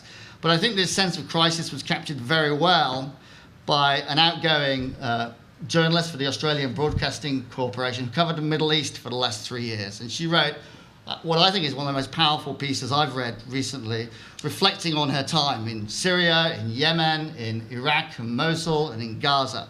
And she wrote this: "I leave the Middle East unable to comprehend what we have allowed our world to become. For millions of people across the region, the last 3 years have been full of indescribable fear and suffering. In these parts, international law, the rules of war, and the responsibility to protect feel like antiquated theories discussed in conferences and books, but no longer applied in real life. The precedents that have been set are staggering. The consequences will haunt us for years." Now, with that sense of crisis in mind, I think it's important that we address these issues with a sense of the need to be positive, to actually not think about what can't be done, but think about what can be done, to focus on the practical steps that we can take to close this gap between rhetoric and reality. And as other people have already said this morning, key to that is making atrocity prevention a systematic daily activity, a habitual part of policy from the UN to individual states, to community groups, to national institutions. It has to be something that becomes part of the DNA of all of those institutions. And that, of course, also means diversifying the range of actors who are actively engaged in participation. So, for example, in the UN context, not just the Council, but also the General Assembly, the Human Rights Council, the wider human rights system, the peace-building structure, the country teams. It means doing more to work and push the like-minded states who have not only committed to R2P, but have presented themselves to the world as R2P's champions. And it means doing more to work with those who are often on the front line of atrocity crimes, the community groups and the individuals whose decisions really do make the difference between life and death. So what are my lessons? I think I've got 7, maybe between 7 and 10 lessons. Let's see how we go for time. The first one, which is a phrase that I've literally stolen from Ed, and that Ed himself sort of mentioned, which is that trying to make a difference does make a difference. A deliberate, conscious, and concerted focus on atrocity prevention tends to produce the best effects. Atrocity prevention is most successful when there are fewer competing priorities. We often see opportunities for early prevention missed because either no one was looking for atrocity risks, no one was thinking in terms of atrocity prevention, or there were simply too many other priorities that squeezed out atrocity prevention. So one of the things we need to focus on in both the UN setting and in national government settings and amongst civil society organizations are the processes by which we identify the risks and prioritize atrocity prevention when it needs to be prioritized. My second lesson, again, is picking up a point that many people have talked about this morning, is that preventive action should be focused and context specific. It's really clear from the case studies that measures are most effective when they're individualized and focused on addressing specific problems or influencing specific groups or individuals. That is, trying to influence specific decision makers, including military leaders and others. This speaks, I think, to the need to strengthen early warning and assessment with a focus on the assessment part of the package, as again, Ed has already said. I think there are two key points that flow from this. Firstly, that our early warning needs to be ongoing and comprehensive, not just looking at those 10 or 12 countries that we all know about, but looking more comprehensively at that so that we really are identifying the underlying sources of risk much earlier and factoring those assessments into the way we think about development policy, long-term human rights engagement, and other things. And secondly, I think our focus on assessment needs to really focus on 4 key elements. Firstly, understanding the risk, and the Joint Officers assessment framework is a really important and useful tool in that regard. Also, though, identifying sources of national resilience. Sometimes we find those sources within national institutions themselves, be they in independent judiciaries, national human rights institutions, or other settings. Sometimes we find those sources of resilience in civil society and in communities. But understanding where those sources are and what other actors can do to support those sources is the most effective and efficient way of supporting long-term atrocity prevention. And if you do another type of research that some of my colleagues have done, where you compare countries with similar levels of risk, some that experience atrocities and some that don't, you find that most often the key deciding factor speaks to national resilience. Were there institutions and practices within countries that pulled those societies back from the brink? The third issue revolves around triggers. That is getting more systematic about understanding what triggers of atrocity crimes are and anticipating those triggers. So, as we all know, it's not just a case of having risk. You need to have some sort of crisis or triggering event that catalyzes underlying risk into conflict that leads to atrocity crimes. Understanding what those triggers are and thinking proactively about them so that you can start to draw things like contingency plans that Naomi was talking about earlier should be a critical part of early warning and assessment. And the fourth, which is something else that's already come up this morning, it's like almost like we coordinated it, is to do with identifying windows of opportunity, some of which may appear years ahead, some of which may include things like a new leader arrives who articulates a reform agenda. And in that moment where we understand there's underlying risk, what progress could be made by the international community supporting that reform agenda, mobilizing serious resources to back that reform agenda. So that's my second lesson. The third lesson is that leadership matters on every level. National leadership matters. We know from the different case studies that some leaders are more receptive to pressure than other leaders. Some leaders are more committed to committing atrocity crimes than other leaders. Understanding what drives leaders, where leaders sit within their national systems, is crucial to understanding how effective different measures are going to be. At the same time, of course, international leadership matters a lot. Often, from the international side, prevention works best where one, two, or a group of states play a leadership role. That is, they, for some maybe historical or geographic or moral reason, want to do more than is normally expected and want to actually push the agenda, take political risks, invest additional resources. So leadership is really crucial. Fourth, a point we've already talked about a lot, national resilience in institutions matter a lot. So support understanding what that resilience is, where those institutions are, and making sure that we're investing properly in it is a crucial aspect of atrocity prevention. Number 5, timing matters. Underlying risk factors must be addressed as early as possible. One of the things that comes out when you look at these case studies is that windows of opportunity, to the extent that they exist at all immediately before a crisis, close very rapidly as crises emerge and escalate and conflict dynamics take over. Once states plunge into instability, the political and temporal space to address underlying risks shrinks rapidly and often disappears entirely. So we need ongoing and constant assessment of risk, a moving picture, not a one-off snapshot, as Secretary General wrote in 2010, an analysis to identify those windows of opportunity. Again, focused on those 4 things I mentioned earlier: risk, resilience, triggers, windows, identifying possible leverage, and also working through the potential unintended consequences of action. Number 6, an important point: atrocity crimes prevention and other agendas are mutually dependent. And here I'm using deliberately strong word. Not that they are just supportive, it is that they depend upon one another. One cannot achieve the Sustainable Development Goals, sustaining peace, the prevention platform, women, peace and security, or any other like agenda unless we are being effective in preventing atrocity crimes. At the same time, we cannot be effective in preventing atrocity crimes unless we are making progress on all those other agendas. So on the one hand, it's imperative that it's understood that atrocity prevention is a core responsibility for the whole UN system. At the same time, humility from atrocity prevention advocates is needed in understanding that they can't achieve their goals without working with and through these other agendas. So the most effective approaches are going to be ones that bring these agendas together, develop a common understanding of risks, challenges and opportunities, but also that contains within it what we might call an atrocity prevention lens, so that we have the specific and tailored focus where it's necessary.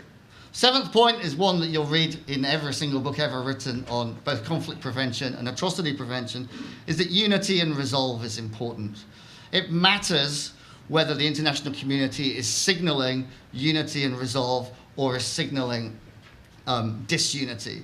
Perpetrators have CNN, they have BBC, they understand whether the international community is divided or not. And across the case studies, we see perpetrators making decisions about whether to listen to backdoor diplomacy based upon whether they think that backdoor diplomacy has international backing or doesn't.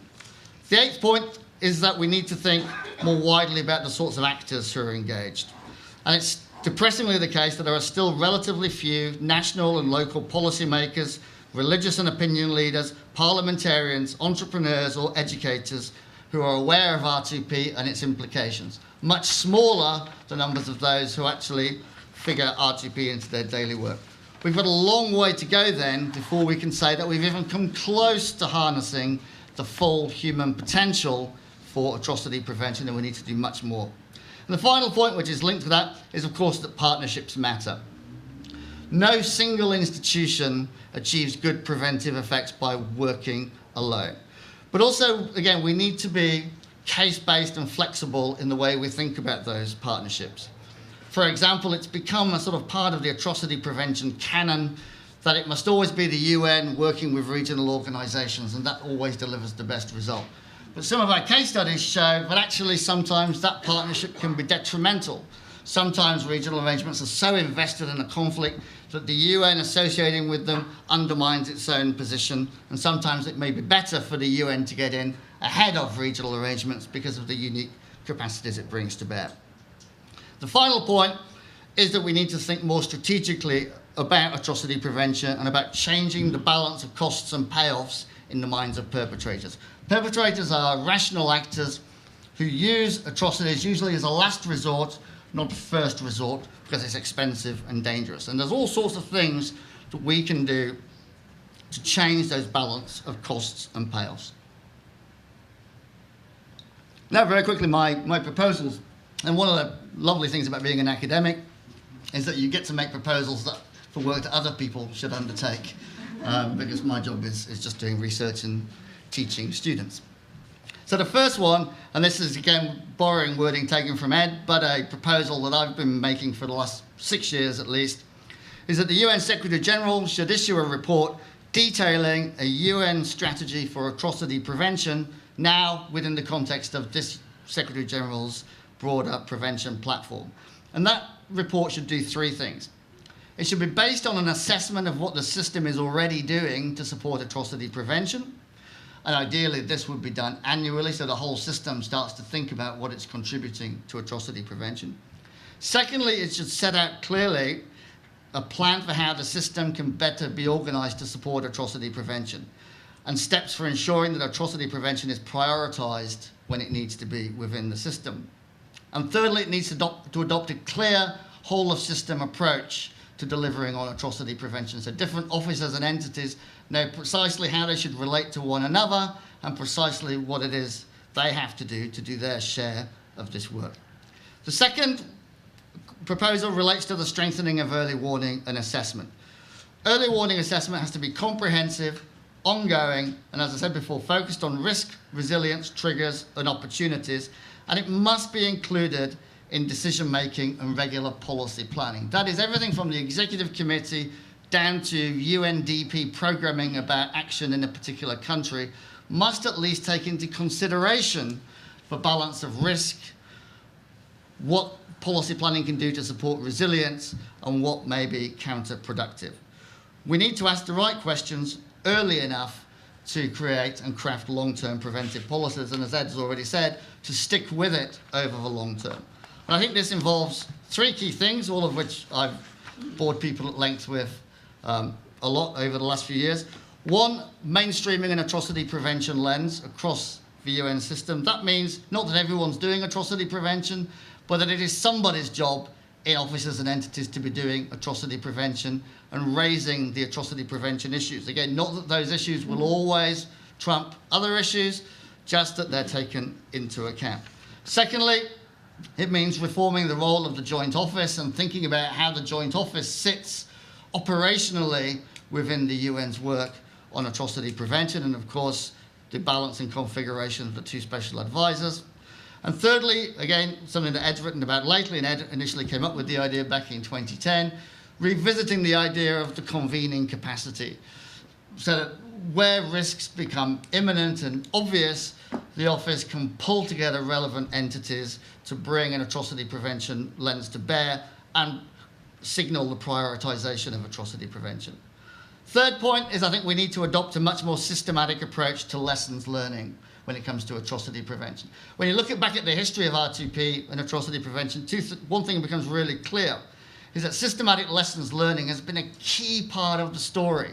So R2P in itself was a response to failures in Rwanda and Srebrenica captured in 2 excellent lessons learned reports. It was those reports that actually galvanized the action that led to 2005. More recently, things like the Human Rights Upfront Action Plan came into being as a result of learning lessons from Sri Lanka. So becoming more systematic and focused in lessons learning is a way of using past experience to better drive future action. And this is something that should be done both within the UN, but also between the UN and its partners, building shared understanding, drawing in the AU, EU, other actors and civil society. Which brings me to my 5th, which is a little bit out there, but I'm going to say it anyway, is strengthening civilian capacity for atrocity prevention. Let's get serious about mobilizing the full human capacity for atrocity prevention. Civilian action is by its nature peaceful and consensual. And we know from the case studies and from other studies that it can make a significant difference on the ground. And it also represents a significant and as yet untapped potential. It is not to say that this can replace the work of the Security Council, much less stand in the way of leaders determined to commit atrocity crimes or genocide, but we know most cases are not like that. Most cases are somewhat more ambiguous, and we know that civilian action can make a genuine and real difference. So what we need is work done to identify what's already happening, to identify where additional support can enhance resources, and then to generate the investment and support to get it done. Now, how you go about doing that, I'm not entirely sure. One idea would be that the Secretary General could lead it, but as Ed said, starting in New York is probably not a good idea. Another would be a new commission, an inclusive commission, charged with spending a bit of time traveling around the world, talking to different groups, and coming back with an action plan that the Friends of Atrocity Prevention could mobilize behind and commit resources to. And when you think of the range of civilian action that contributes to atrocity prevention, it's simply breathtaking. Everything from monitoring and reporting, human rights defenders, conflict resolution, non-violent civilian protection, combating hate speech and incitement, combating discrimination and economic inequality, strengthening humanitarian aid, legal support, empowering women, community self-protection, peace messaging, norm setting, individual RTP, and much more in between. And my final recommendation, and I know I've gone way too far over, is one written in pen, so this is not very well thought out, but it's that we really need to get our act together. Both the governments who are friends of R2P and we civil society organisations have really got to push now, because if we're not going to do it, nobody else is going to do it. We need to be more collaborative, we need to be more inclusive and consultative with ourselves and others, we need to be more multi-leveled, we need to be more strategic, and we need to put our money and our commitment and our will where our mouths are. Because if we don't, nobody else is going to, and these concepts and norms are going to wither on the vine, and we will bequest to our next generations a less peaceful world than the one we've been living in. Thank you.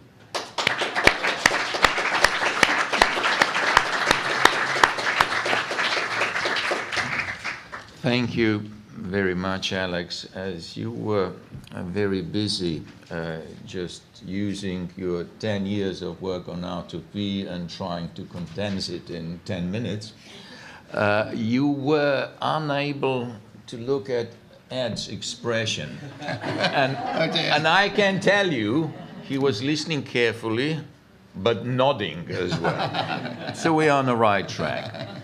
Listen, I would like really to thank very much to all our panelists and other participants in the discussion present here. To have so successful exchange, you have to have excellent panelists as well as audience that we were really lucky to have today. We have had an excellent input from the reactions of the audience, and you will be able to see that we were listening carefully and that this was a discussion.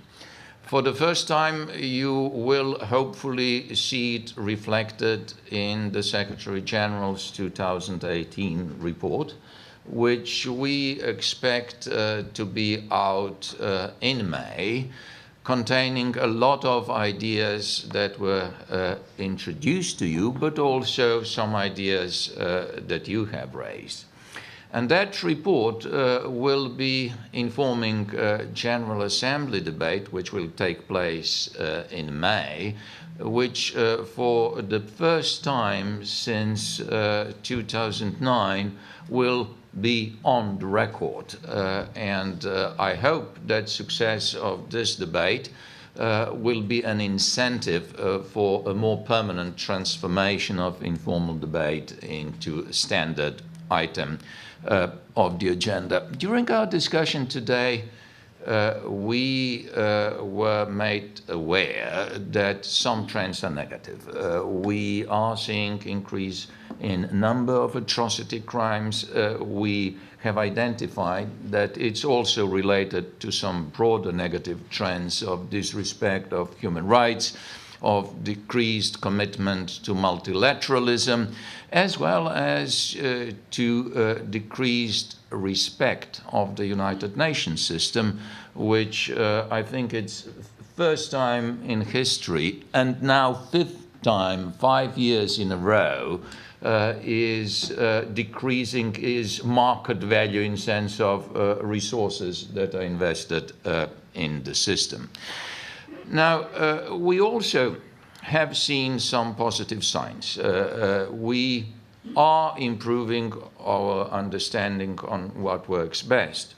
And although that study that Alex and I are preparing is still initial steps, it is evidence-based. And I think it's beginning of the avalanche. We need to have evidence-based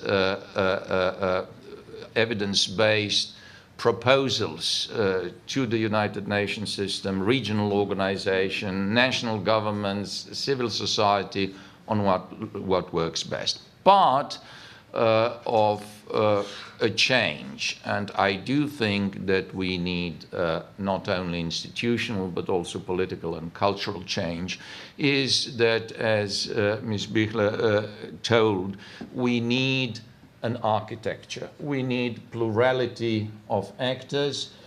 We need plurality of methods that we are using, and civilian action is certainly an important part. But what we also need is a better coordination. Better coordination, and in this respect, I hope that the Secretary General's commitment to prevention will be reflected in putting atrocity crimes prevention in the heart of his prevention agenda. Because otherwise it is credibility of the United Nations, of member states, as well as the Secretary General that is at stake. If United Nations cannot prevent atrocity crimes, what are we good for?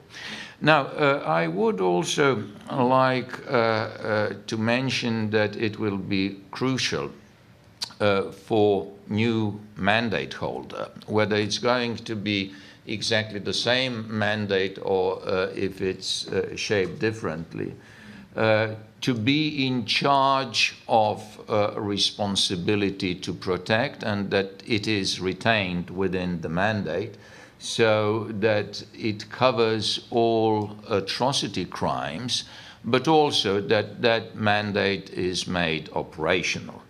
It is going to be essential that a person in charge participates in top United Nations operational decision-making meetings. Otherwise, the window of opportunity in the United Nations system is missed, and also that United Nations use their convening power to coordinate action between the United Nations, regional organizations, national governments, and civil society. In closing, I would like to thank you all for wonderful cooperation that we have had during my current and my previous mandates. I'm looking forward to continue our cooperation in a different capacity. Together with Alex, I will continue to co-lead this project during its second phase. In a paper that I've produced recently, when thinking about future of responsibility to protect, I have concluded that future is either implementation or marginalization. Ladies and gentlemen, we cannot afford marginalization. It is the best atrocity prevention tool that we have. Responsibility to protect did not fail. We failed to implement it. So let us work together on implementation, and as the title of our conference say, let us make atrocity prevention more effective. Thank you very much.